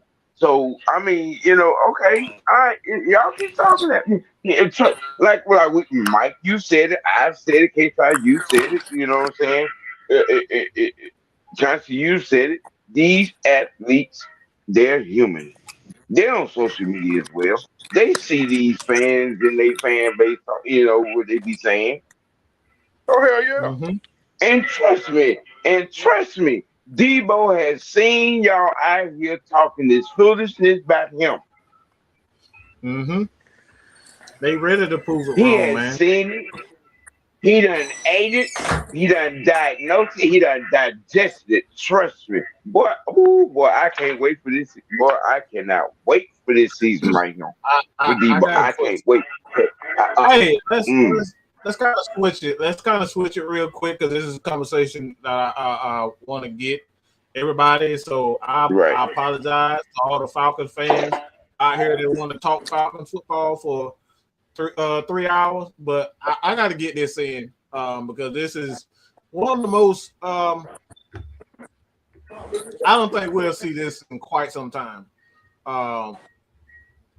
Vince McMahon decided to call it a career, and I'm just going to speak from my personal experience. Like I kind of saw Vince McMahon from. I didn't see it like the early days, like Sam and Big Chauncey, this guy did. But I do want to say this about Vince. I know it's a lot of shit that people say about him as far as his what he's done in the career. Good, both good and bad, but just from it's from my perspective, Vince McMahon really, I can honestly say this with all his product kind of saved my life. Because for me, you know, at a period of time in my life, I was very depressed. And the only thing I wanted to do was watch wrestling, watch my Falcons. That's it. That's all I wanted to do. All I wanted to do in life when I was trying to find myself is watch wrestling and watch the Falcons. That's it. So when we talk about, you know, what he's done, all the bad things he did, Mike, you had me nervous. Mike, you had me nervous, Mike. Hey, man. Hold on, y'all. Hey, Mike, you had me nervous, man. So you got to talk about wrestling. What's that? You got to talk about wrestling. I thought you were about to say something crazy. Not yet. Not yet. Not yet, man. Like I said, I love Vince, but at the end of the day, man, I think it's every time. It's everybody at some point. Everybody had their time, and I think a guy that's 77 years old, man, you ain't got nothing else to prove, man. You the greatest of all time. I don't think there's a businessman, in my opinion, that's better than Vince. I honestly believe that. Not Arthur. I don't think any baseball owner, football owner has been better than Vince. Vince has made so many people rich. It's fucking disgusting how many guys he's made rich. I'm talking about TV executives. We're talking about, you know, guys like The Undertaker, Mick Foley. All these guys have said this themselves. So, you know, like I said, I know people. One, it's time. The game has passed them by. And a lot of these tactics that you see in entertainment, all this came from Vince McMahon. TV was dull as hell until the WWF at the time, like came in with they used to bring in guys like Muhammad Ali to come in and talk them and bring them to these events. All of this stuff, these special events that you see at these awards, the Grammys, and all these special events, all that started because of Vince McMahon, man. So he is one of those guys, and we can kind of see that for itself with The Rock. Like Hollywood right now ain't shit ain't trash because of guys like The Rock. All right, he was able to it's not many people in a genre who can transcend their very own product, and Vince was able to do that. He was able to not only capture wrestling audience, but entertainment in itself. And we talk about Hollywood. Stone Cold has made movies. Hulk Hogan. A lot of these guys have made movies. You know what I'm saying? And I don't think there's a bigger actor in Hollywood right now that's bigger than Dwayne The Rock Johnson. You know what I'm saying? I don't think there's anybody bigger than him. So like I said, at the end of the day, man, this dude is a legend, and he deserves a lot of respect and just a land of entertainment in itself. Hell, and Cena preceded him doing it. You know, I mean, so now I agree 100% with everything you said about Vince McMahon. Dude he did, but dude is an innovator. He created. We spoke earlier in the chat, man, about what he actually started. The man started WrestleMania. Like WrestleMania is now considered one global. Like it's the Super Bowl. Yeah, like people look forward to the Super Bowl every year, even if your team suck and you got an overly smart, dumb fan base. But people look forward to the Super Bowl. You know, people look forward to the NBA Finals, the World Series. A couple of Daytona 500. You know, people look forward to WrestleMania, and I gotta say, I'm not gonna say wrestling necessarily saved my life, you know, but wrestling. I was going to the wrestling I'm 52 years old. My daddy used to take me to it's where Georgia State played basketball at the old city, Atlanta City Auditorium. Man, we used to go down there, and my dad always gets the tickets on the front row. I mean, the front row wasn't nothing but a listen. The arena then was a bunch of folded chairs. So like man, I remember my daddy tried to pick up a chair at Abdullah the Butcher, who now to this very day is a good friend of mine. But my dad used to try to pick up a chair at Abdullah the Butcher. I remember Abdullah the Butcher, Dusty Rose, Ole and Gene Anderson. Not Ole and Arn, but Ole and Gene Anderson, Ric Flair, Black Atlas, or Tony Atlas, Tommy Rich, the spoiler, Mr. Wrestler #2, Ernie the Big Cat Lad. Hey man, and them cats was rugged. Dirty Dick Slater, them cats was rugged. Like they did their thing. But at any rate, I've been a fan of wrestling since then. I ain't gonna get too far off the Vince McMahon topic. But Vince McMahon created that, and his greatest creation that is legendary is the Undertaker. That was Vince's idea, and Vince's idea only. Mm-hmm. Yeah. The whole gimmick with the dead man persona, and then it branched off, and he wound up getting not one but 2 Hall of Famers off that gimmick because he created Kane. Mm-hmm. Kane is the Undertaker, long lost brother. Kane, his manager, wound up being Kane's daddy, and his manager name was Paul Bearer. Like, come on, man. You a guy who got an Undertaker gimmick, and his boss name is Paul Bearer. That was Vince's idea, man. And like, hey, he got a bunch of folks rich, like I was saying earlier, man. He done lined a lot of folks' pockets. He's a shrewd businessman. I think y'all all know that. And he done pissed a few. He done pissed a few folks off along the way.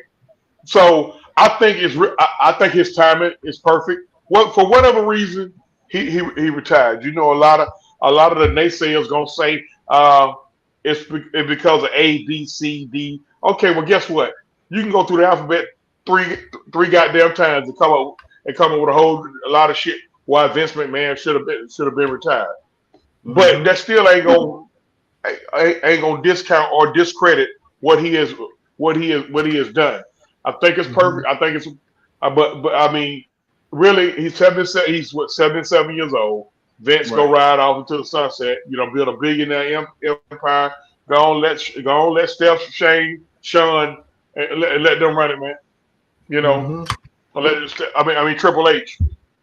Let them run it. Triple H, because he got the right crew. I looked at one of the shows. He got a good crew back there with him. You know what I mean? Absolutely. He got a good. I see guys like Finley back there. Who else I saw back there? We all know Shawn Michaels back there. Shawn Michaels is great for those guys back there, man. Those guys and gals. Yeah. Like he like Shawn really care about them guys and gals back there. I'm gonna be honest with y'all. I watch wrestling 5, sometimes 6 days out the week. To me, the best talent, the best wrestling to me is either NXT or Wednesday Night Dynamite. Mm-hmm. The only thing saving SmackDown is Roman Reigns, and Raw to me is just dead. I'm just being straight up. Oh, you're not lying. You're not lying about that shit, bro. Because I don't. Half the time I be forgetting Raw come on, bro. Yeah. Raw to me is dead. And here's the thing. That's the beautiful thing about that. It started with Raw, but it's dead. Like I spoke on Bianca earlier. I'm expecting a title change. I'm expecting the belt to come off Bianca because I think Bianca need to work on her promo skills a little bit. And usually when I have these type of type of premonitions about wrestling, I'm right. I'm expecting before the end of this year a major heel turn. I ain't put my finger on it yet. I got a couple of folks in mind, about three maybe folks in mind, but I'm expecting a major heel turn. It's going to be a major heel turn. And I ain't talking about no Randy Orton, Edge. Them motherfuckers, they've been doing. They always turning heels. I ain't talking about them. I'm talking about it's gonna be something you're gonna be like, whoa. You know what I mean? You're gonna be like, whoa, what? The two people at the top, and the two people at the top of my head, the two people at the top of my head right now. Well, it's three people, two females, one male. The one male is Big E. Big E been gone for that. He gonna come. Usually the heel turn. Most of your best heel turns gonna happen after a Gallon came back from an injury, right? Right. Remember you think he might join when Roman came back from I think when I don't know about that. I think they're gonna find a way to break up the New Day. And that's probably who the heel turn. But why would you break up your most marketable merchandise running crew? I don't think the New Day will be broken up, but I do think they're gonna take a heel turn. It's time for them to be heels right now. They've been for me personally, I think they've been faced way too long. Those guys so much better when they heels. They are hilarious and they entertaining more entertaining as heels than they are face. They do too much smiling for me. It's too much smiling, too much colors and all that shit. Yeah. If you go back to 2015, that was right around their best work. Right around what about 2015? Mm-hmm. Yeah. Mm-hmm. Well, you know, my big man spiel. One thing about it, you can't take away from the fact that this man sat and brought a product that is stood and is standing. And I think it's going to stand.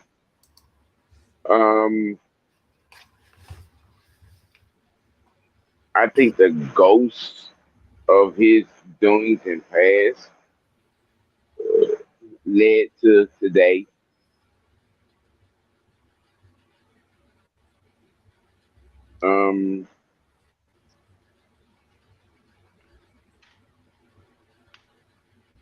Vince McMahon. Hurry up, nigga, damn! Grabbed Hulk Hogan and said, "We gonna run with this flag. We gonna run with this ship." And he created something from it.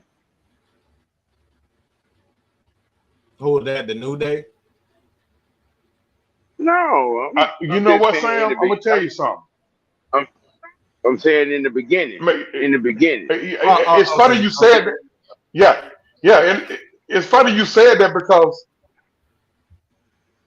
Hogan did help him get it started. Yeah, you're right. I can't argue that. He helped him get it started because remember the biggest. I mean, they were just bragging until Hogan got them coming there and took that thing from Iron Sheik and got them. They took off from there. Mm-hmm. They took off from there. Yeah, they took off from there. They did. But I'm gonna tell you. Listen, man. I'm sorry I got cut off, but I was talking about the heel turn. Y'all know my mind, man. I don't want to forget on it. Was y'all able to hear me? Was y'all able to hear me say Big E and why? Why? Yeah. Yeah. We heard Big E. I think.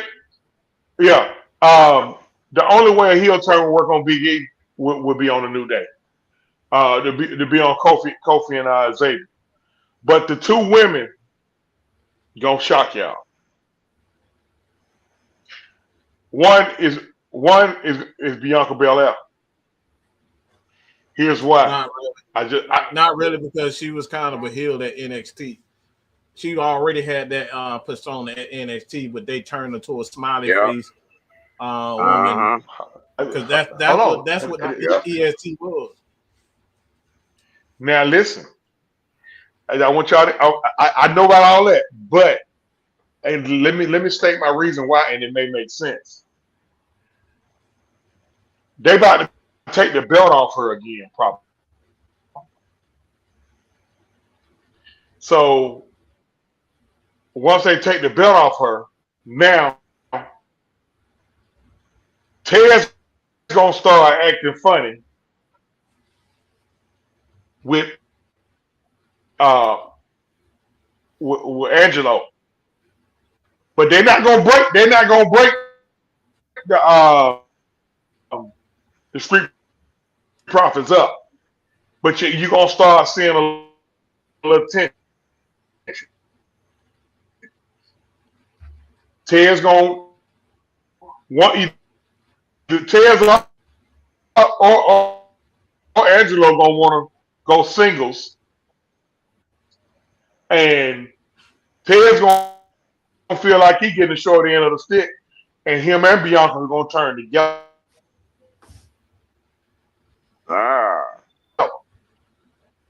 Okay. Now the other one, and we talked about her on the chat today, who left with Sasha Banks. Naomi. A heel turn is imminent. Perfect for her. Hold on. It's perfect for her. Look at how they've been doing her. Look at how they've been doing her character the last year to year and a half. And now look at how she had to go out the door. Now she come back. That's what I'm talking about, Naomi. Yeah.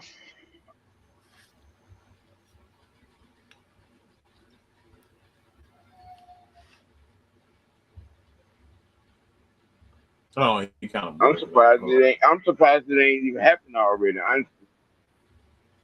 I mean, because honestly, right now at this point, that's the only thing that's missing out of that before they start. Saying because I would think they'd already done that to start to complete the full complexity of the bloodline. Mm-hmm. You know what I'm saying? Mm-hmm. I mean, I'm looking like, okay, Naomi and Tamina need to be in the bloodline. Period.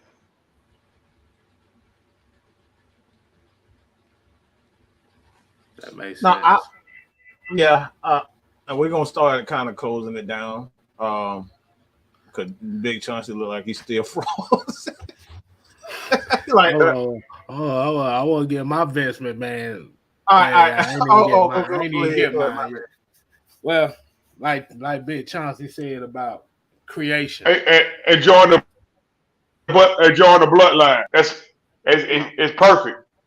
And then by the Royal Rumble, the bloodline gonna be thick because I think on.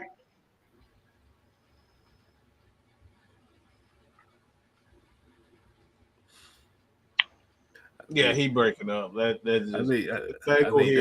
Yeah, I know. I think. Because I think they're gonna bring little brother up too.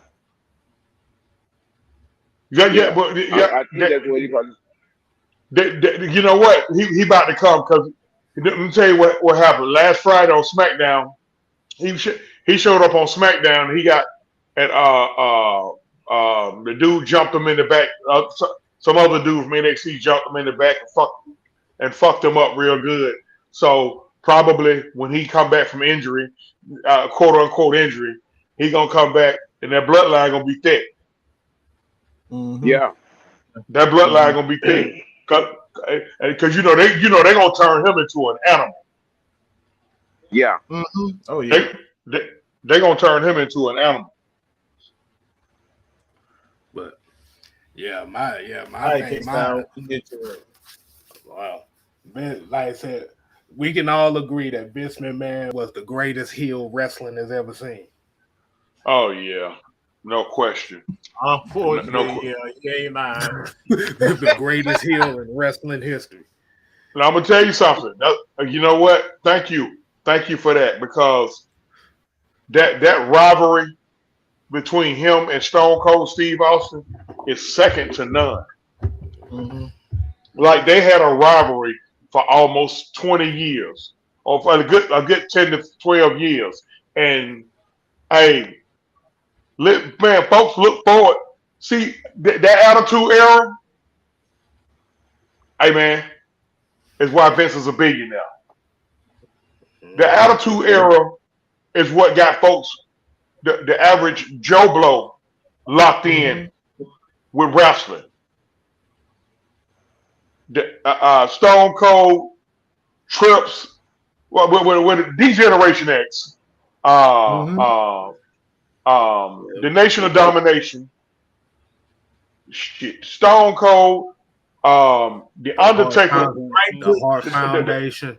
The Heart Foundation, they was kind of on their way out. No, they was on their way out, but they was kind of in that. They was in the tail end, but they was in the beginning. Yep. Yep. but yeah, man. That Attitude Era, man. Like, it created The Rock, bro. The Attitude Era created The Rock. Probably for years, I always said the most charismatic wrestler that I ever saw was Virgil Ronald Sr. For those who don't know, they wrestling. That's the American Dream, Dusty Rhodes. I always thought he was the most charismatic, even though I love Ric Flair. But as far as just charisma, I'm talking about charisma now. Ric Flair was everything. You know, he was cool. He had a little charisma. He was arrogant, pompous, but Dusty had that charisma. Man, child, power too sweet to be sour. Hey man, I wined it down. What did he say? I wined it down with poking beans and slept in the alleys and dined on. It was, but he said, "No, I wined it down with kings. I wined it down with kings and queens, slept in the alleys and dined on poking beans." Hey, hey man, look, man. Hey, when you get down to it, and you put the women and children in the bed. Yeah. He talking about black women. Listen, he was talking about white women and black women. Yeah. He said, yeah. When you talk about white men and black women, I'm gonna say to him, I'm gonna go back to it. He said, yeah, I like that white sugar. He said, but I like that brown sugar too, Daddy. But now, The Rock, right? The Rock is undoubtedly the most charismatic guy to ever put a microphone in front of him. The way he grabbed the crowd, it's like, folks, 25 years later, is saying, do you smell what The Rock? Do you smell? You know, it doesn't matter what you think. You know, do you like pop? The whole gimmick. But the way he talks about himself in third person is golden, bro. The way he talks about, yeah. Hey, you want to kiss The Rock's ass? You know, you want to kiss the people's ass? You know, hey, Lillian. He used to mess with Lillian Garcia so much. Couple of times, you know, Lillian Garcia got fined because they say if you break character and you laugh at a joke, unless it's part of the script, you get fined. He got Lillian Garcia fined about 3 or 4 times because he would always like play flirt with her. And boy, she just bust out, start laughing. Hey, Lillian. Said Lillian, do I see you look at. Do you like strudel? Yeah. Okay, yeah, I know that. He said, "Yo, and you get wet with perspiration." Right. And she just started busting out. Right. Right. But as what Chauncey was talking about, as far as creating the Undertaker, Yeah. the true beginning of the Attitude Era, and this is the true beginning nobody ever talks about, was when he took, and this is one of my favorite wrestlers, when he took a chance and created that Goldust character. That on a whole nother level, nobody, bro. I was going back and looking at, bro. People were horrified to see that because, but guess what? He was kind of ahead of his time with that Goldust character. But guess what? See, that character probably, because hell, Dustin about my age, man. Right. We about the same age. Right. Like Dustin about right at 52, 53 years old. He up there at age. Man, right. Dustin probably still performing now because of Goldust. Even though he over in AEW, but he could always, if he fell on hard times, call, well, in this case, it'll be Triple H. Say, man, fucked up, bro. I need a good run. Hey, anytime, and Goldust show up, the crowd gonna go crazy. Mm-hmm. You know, just that. Yeah, that was a hell of a game. Yeah, K-Style, that's a good one, man. That Goldust gimmick was a hell of a gimmick.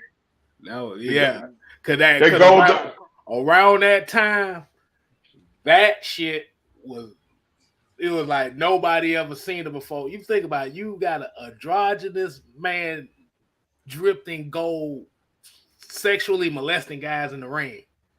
Yeah. Yeah, he was doing some very disrespectful shit.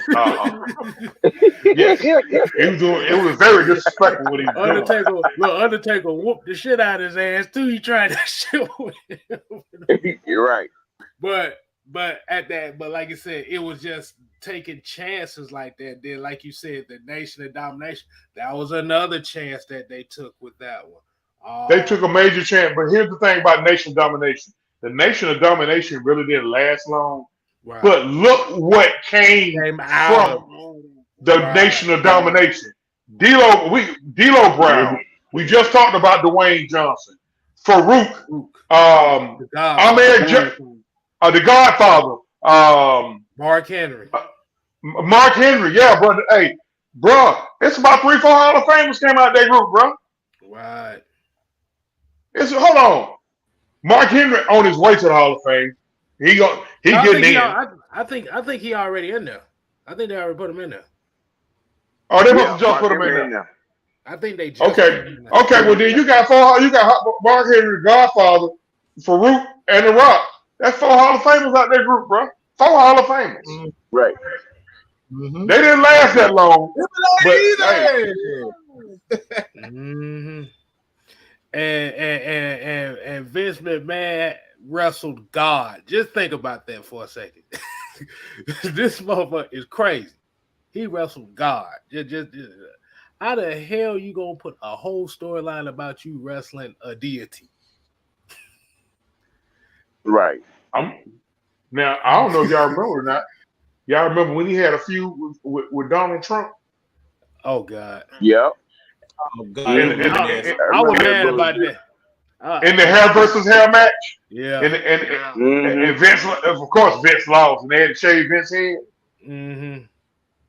Yeah, because a lot of people don't know too. Like R.I.P. to Umaga, because that was one of my favorites right there.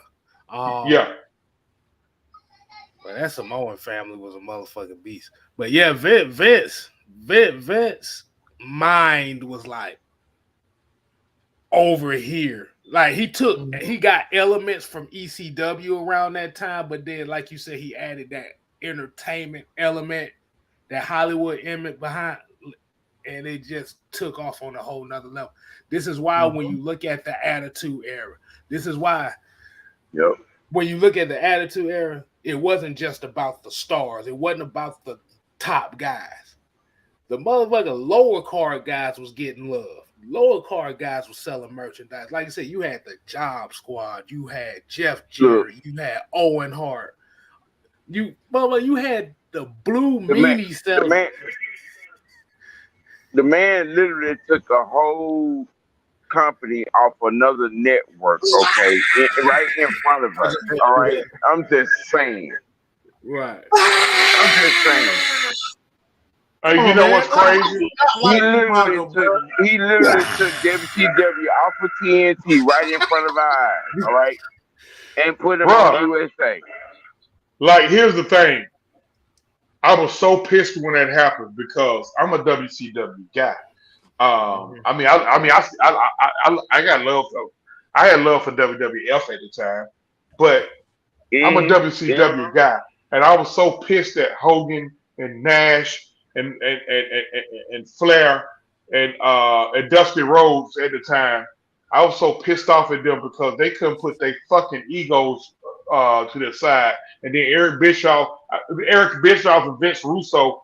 They was butting heads. Eric Bischoff and Vince Russo can't stand each other to this very day. They couldn't put their egos to the side, and Vince just swooped in and bought the fucking company. That was another gangster move. Because guess what? If Vince had bought that company, we wouldn't have seen Sting in WWE. Sting had become a WCW lifer. We wouldn't have seen Booker T. That's another one of my favorites. Now that move helped Booker T. Mm-hmm. See some of the WCW guys it helped. Booker T came to the WWE and became a fucking legend. Mm-hmm. So and he's a two-time Hall of Famer. How about that? It ain't it's a very short list of guys that are two-time Hall of Famers, and he's one of them. Mm-hmm. Y'all know the other guys. Other guys are obviously Flair. Triple H gonna be a two-time Hall of Famer. Who else? A two-time Hall of Famer. I think the Brothers of Destruction, in my opinion, the Brothers of Destruction got to go in together, man. Shane. Hold on. Shawn Michaels, a two-time Hall of Famer. Ric Flair, like a three-time. Hold on. I think he like 3 or 4 times. I think he like 4 times. 15 times, goddamn Hall of Famer. Okay, because it's Flair. Then you had the Four Horsemen and. Did they put Evolution? They put Evolution in there. Yeah. They put Evolution in there. Evolution. Yeah, he's like a 3 times. Guess what? Well, see now Triple H. Hold on. Is Triple H already in the Hall of Fame? Is Triple H? Not yet, is it? Not yet. Oh, is he? What? Yeah. I might not remember that one. I don't think they don't put him in yet. But he going in. He going in. he going in. Just really. I mean, that's kind of crazy because they got. He's in there with Evolution. He's in there with DX. Okay, so. And now he behind the scenes and he done got a lot. Listen, Triple H done got a lot of this new hot talent started, bro. So he's gonna be a 3-time Hall of Famer. Right. He's gonna be a 3-time Hall of Famer. Yeah. But, so yeah. But like I said, think about this. We came from an age where motherfuckers like Kai and Ty was selling damn merch and everybody came to see them. Kai and Ty, I forgot who that was. No, Jimmy Wang. Oh yeah, that motherfucker. I'm just a country boy. The Asian redneck cowboy, but yeah, and coming and then like I said, like Chauncey said, like I said, I was a WCW guy myself. I think they fucked up when they fucked up on 3 things they messed up on. The No Limit Soldiers, that shit bombed. Bro, I don't even know what the hell. I'm gonna tell you, when you get finished, I'm gonna tell you what I think started their downfall.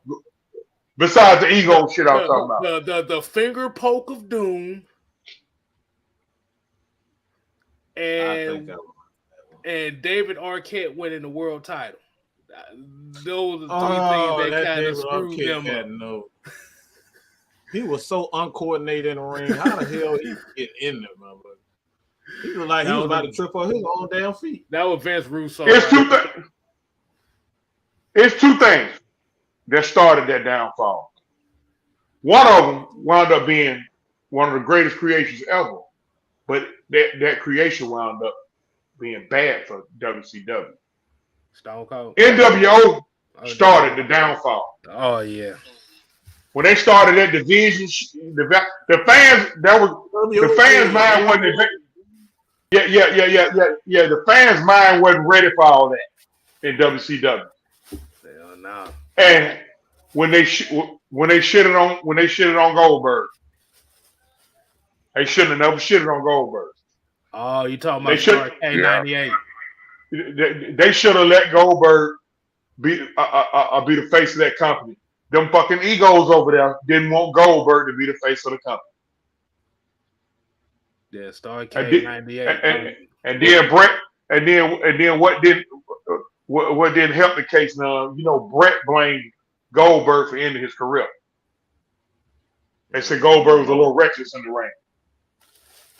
They say he was a little reckless, not dangerously reckless, but you got to look at look at his character. Coming out there to the military music, but he busts out the locker room door. That's enough to make you want to grab your knife. I'm grabbing my knife off the rip. The way he busts out, how he walking. He whooping his own ass. This son hitting himself all in the face and everything. For real. Lockers and everything. Like, what the fuck wrong with I want somebody to take that Smokey stand there in the hill before he walked down to the ring. I'm just saying that. Well, I got security coming down there. Yeah, but the thing about it, that was a great idea. But then after you create the great idea, you let another great idea come in there and suck that idea up because the NWO was part of Goldberg downfall. See, Goldberg made his name off fucking up the NWO. He fucked them all up. They eventually got him. Right.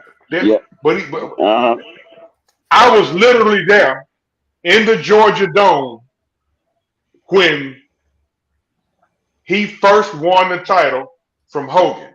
I don't know if y'all remember it or not. I remember that. I watched it on TV. They threw all that shit in the ring when he won that title. I want to say that night because I went 2 or 3 times. I think Hogan had to. Did he get the belt from Hogan or Scott Hall? The U.S. Hogan. title. I think he got the U.S. title from Scott. No. I'm talking about when he won the world title. Well, that was Hogan. No. It was Hogan. He got it from Hogan at the Georgia Dome. He got the U.S. title from Raven. Okay. Okay. Yes. Okay. Now I remember what happened. He jackhammered Reese big ass. I remember that. While him and Hogan were going at it, the NWO came out. The NWO came out with Dennis. The NWO came out with Dennis Rodman and Diamond Dallas Page and Karl Malone came out there and saved him. Karl Malone hit Dennis Rodman. Karl Malone hit Dennis Rodman with the Diamond Cup. That shit was horrible. That shit was horrible. Yeah. No, Karl Malone actually he started getting good at it. I'm not talking about the Diamond because I said that shit just look horrible because Dennis Rodman just going out. You already know he fucked up before he gets out there. So the worm. Actually, Dennis didn't do bad. He didn't do bad, but he didn't do bad at all, man. That shit was just funny as hell to me. Rodzilla, that's what they call. But I mean, but get back to that, man. Man, we need to say this is a wrestling show right here, bro. Yeah. WCW should still be around. But them egos, man. And see, I wish Sting had got involved a little bit more. But Sting was just kind of one of those guys. He was like, hey, he was cool with it. He was cool with everybody. He came to work. Well, at that particular point, you know what I'm saying? You know, Sting couldn't do shit for nobody because he was in his own world, trapped in his own demons at that particular point. Unbeknownst to a lot of people, you know what I'm saying, at that particular time. Yeah, Sting was battling pills and all that shit at that particular time. Didn't know that, man. I swear. As much as I'm here in the wrestling, I didn't know Sting was going through that, man. I didn't know. Okay, that explains the character change then. Yeah. So he was actually going through that then. Yeah, and then WCW started trying to rip off WWF characters.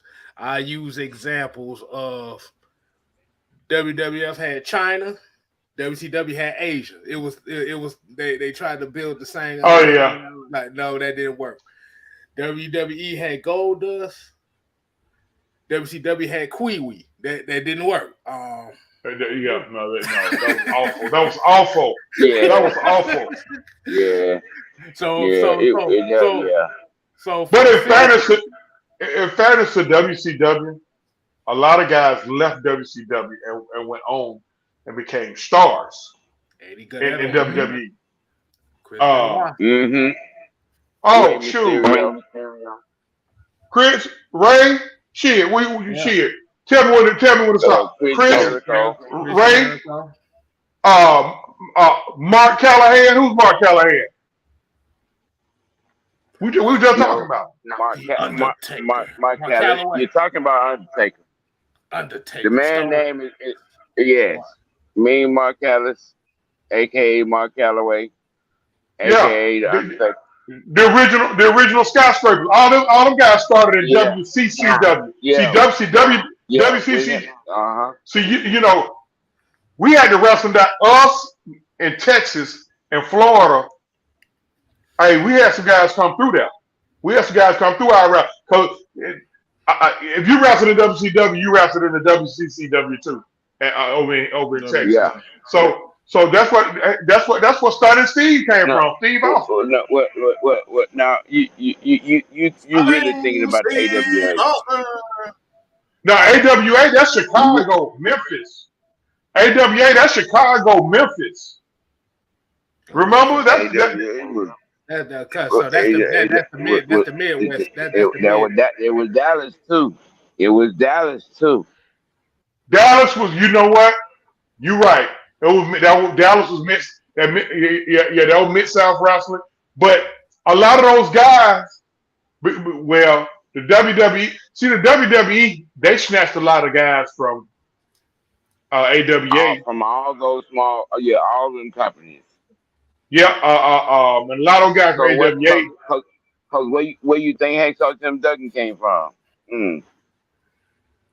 But he was in WCW. Where you think Ultimate Warrior came from? He was a tag team partner with Sting as a Blade Runner in AWA. The original Blade Runners. Yeah. Yep. Yeah. Sting and the Dingo Warrior. Okay. See, you had AWA back then. It was AWA versus actually NWA. I keep saying WCW. It's actually NWA. The NWA. NWA and AWA and Mid-South. Yep. They get that Memphis wrestling was brought in a lot of guys. Dirty Dutch Mantel, Jerry the King Lawler, Mouth of the South, Jimmy Hart. That was Jerry Lawler home. Memphis, Mid-South. Yeah. That was Jerry Lawler home. Listen, man, it used to be funny because my dad is from North Mississippi. He's from the Mississippi Delta area. Hey, man, whenever I went, we used to call it down south. Whenever I went down south, hey, that's the wrestling I was watching. Lance Russell and Joe Pedicino or something like that. Lance Russell or something, and the top guy was Jerry Lawler. They didn't call him Jerry the King Lawler. He became that king shit in the WWE. He was Jerry Lawler, and what was the signature thing Jerry Lawler used to do to let you know some ass? What's the signature thing he used to do to let you know some ass is going to get whooped? When he took that strap down. When he took that goddamn strap down, some ass going to get tore up, Jack. He said that power driver is coming. Oh, yeah. When he took that strap down, power driver, that illegal power driver. Yeah, hey, they had to ban that power driver. That right hand. Jerry Lawler broke a couple dudes' neck, but they had to ban that power driver. Him, hey man, Dick Murdoch, and Terry Funk. They broke a few folks' neck with that power driver. Terry Funk, man, that fool got 1 foot in the grave. Do you know that fool's still trying to get in the ring, bro? Terry Funk crazy, man. Like, 1 week you be seeing prayers for Terry Funk on social media. Then about 3 weeks later, you see him wrestling in some high school gym in a barbed wire match. Right. Terry Funk done lost his mind, bro. For real though, Terry Funk done lost his mind. Abdullah the same way, bro. Do you know Abdullah need hip replacement surgery? Like, bro needs a walker. He will still go over to Japan or down to Puerto Rico and get them $50,000 to $75,000 cash money. One appearance, they pay him $50,000, minimum $50,000 for one appearance. He go over there, do one appearance, and come back home and get on his damn walker. Abdullah about my dad age, man. Abdullah about 75, 76 years old, still trying to get out there. He said he literally told me and a few other folks his wish is to die in the ring. I'm saying it out loud like this on social media because he'll tell you that. Yeah. Damn. Yeah, man. Right. Hey, I'm about to say, let's go ahead and wind it down for the night. Yeah. We need to do it. Let's do a wrestling show, man. I'm sorry, I don't know if y'all talk Braves, but if we did talk Braves this week, let's talk them next week. Okay. All right, we got that. Mm-hmm. Yeah, we did. We definitely need to do a wrestling show because they're like I said, just going down the line. I see the attention. Yeah. Because I could talk wrestling just like I like to talk. Man, you can talk all day about everything. You can talk about everything, Sam. Come on, Michael. I think Michael. Go take your medicine. Now, Michael. Respectfully, Mr. Producer. Mike, quit being a dick. Listen, Mike, quit being a dick. Oh, what? Right. Quit being a dick, Mike. A dick. A prick. A corn. That's what one of the guys. I'll let that one. Listen. No, that's what one of the guys. I don't know if y'all, believe it or not, a lot of people don't know what I do. I'm a caregiver. I take care of mental health. One of the guys who I take care of, always, when you get mad at me, like, you're being a dick. Well, I'd be in here. I'd be the burnt one, man. I'd be laughing like hell at these motherfuckers. But these cats be doing some funny shit. Hey, bro, they be doing some funny shit, man. So, but yeah, man. Hey, man, good show, man.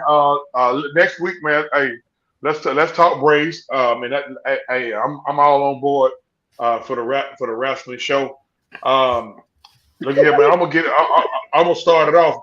Listen, man, on here with my man OG, Big Sam, Mad to the Mad, Mike, and the 6-man K Stilly. Who else I'm missing? I got everybody, didn't I? Yeah. Hey man, I'm your man OG Truth Hurts. On here, we always seek and speak the truth, the whole truth, and nothing but the truth. Get me out of here, K Styles. Man, so as you already know, people, I'm not gonna do the music right now because we got to embrace this. This is the Unholy Alliance for a reason, man. We got the grunt. We call them the grumpy old men. Now these are the OGs right here. These are the ATL OGs down here at the bottom. Like I said, you got Mad Mike Sports up here. I'm your man, 6-Man K Styles. You got Atlanta Falcon Nation. You got Noah, Jew Talk Sports. Hey man, Feli, GSHM. It's all one conglomerate now. Mm-hmm. Hey man. Some of you guys, hey, look, like we said, we ain't for everybody. And guess look what? Here. With the Unholy Alliance, don't y'all ever forget this. We rather pray for you than to pray on you. Preach Mad it. Mike, your show. Preach it. Hey man, y'all heard the OG, man. Like I said before, Friday Night Madness will no longer be just Falcon talk. This is all about all sports. It might be wrestling one night, it might be baseball, the NBA, depending on what's going on. All right, this is going to be the hot topic. This is going to be the trending topic show. Wherever it's going on, this is what you're going to get on Friday Night Madness. So if you guys have something that you want us to talk about throughout the week, and when Friday comes, we'll hit it. All right, so make sure you guys do nothing. All right, if you do one thing, you don't do nothing else for the rest of the night, the rest of the week, please hit that subscribe button on K Styles channel, man. Get him to 1K. We're trying to get there. Let's get him to 1K, man. Hey, I'm trying to get to 24. Y'all make sure I'm trying to get at 24. I'm at a hot 23 right now. Hey, I'm getting a little started, a little slow. Hey, what's wrong with that, man? Shoot, we all start off somewhere, man. Yeah, man. Hey, look, y'all make sure y'all subscribe. Also, the OG Big Sam and OG Truth Hurts as well on their channels. Mm-hmm. Hey, it's called the King's Ransom, baby. It's called the King's Ransom. The King's Ransom. So y'all make sure y'all make.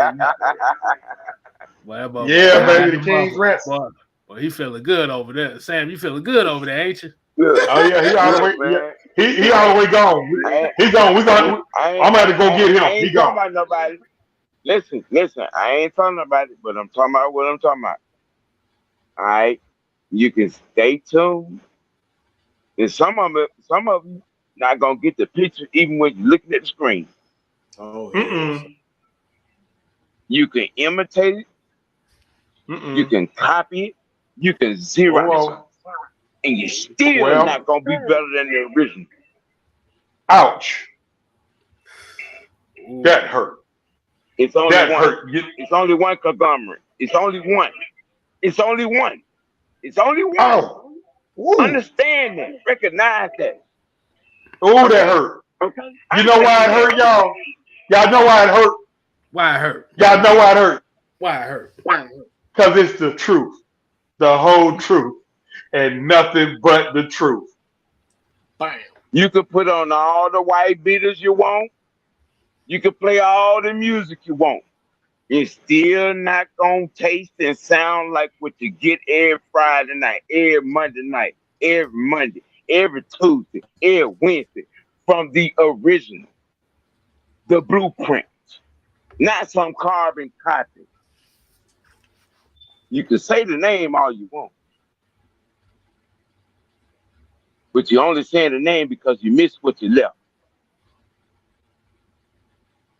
All right, Rebel. If you know. All right, Rebel. All right. I'm Good night, everybody. Rebel.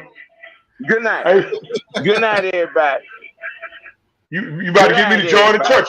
Hey, Sam about to get me to join the church over here. Hey, look here, man. Boy. Hey, I'll holler at y'all, man.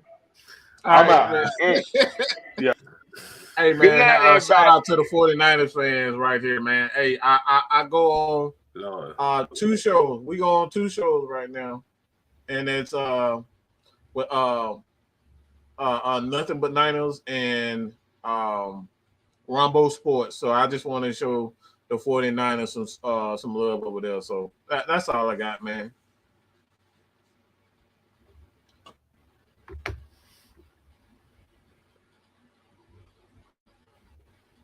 What is that, Mike? You sound like you got it broke up over there. Oh, hell, you broke up. I don't know what the hell happened. You broke up too. But no, just I don't know how the hell we all broke up. Yeah, I don't know what the hell just happened, but just want to show the 49ers some love. Rumble Sports as well as Nothing But Niners. I go over their channel just to show them some love. So, hey man, it's all about support a bit at the end of the day. And Wayne Breezy over there as well too. Shouts out to him as well. Oh yeah. Over there. Okay. So. So just wanted to show that, hey man, this is Friday Night Madness. It's gonna be completely different from what you see throughout the week. So you might get wrestling one day, you might get some baseball, we might get the NFL. I mean, other teams in the NFL or the NBA. You never know what you're gonna get on Friday Night Madness. Shit, you might get some bullshit too. So it's gonna be some bullshit. It's gonna be some bullshit. All right, so let's go ahead and end it with that. So we appreciate everybody tuning in. Like I said, you make sure you go ahead and subscribe to everybody. I couldn't end the show without doing my little Quiet Storm hour. Not the Quiet Storm, the 6-man DJ hour. This is what I do. So as we always say over here, we ain't here to play. Oh no. We here to stay. Ooh yeah, brother. You ain't gotta go home. No. But you gotta get the hell up out of here. Ooh yeah. And if you don't like it,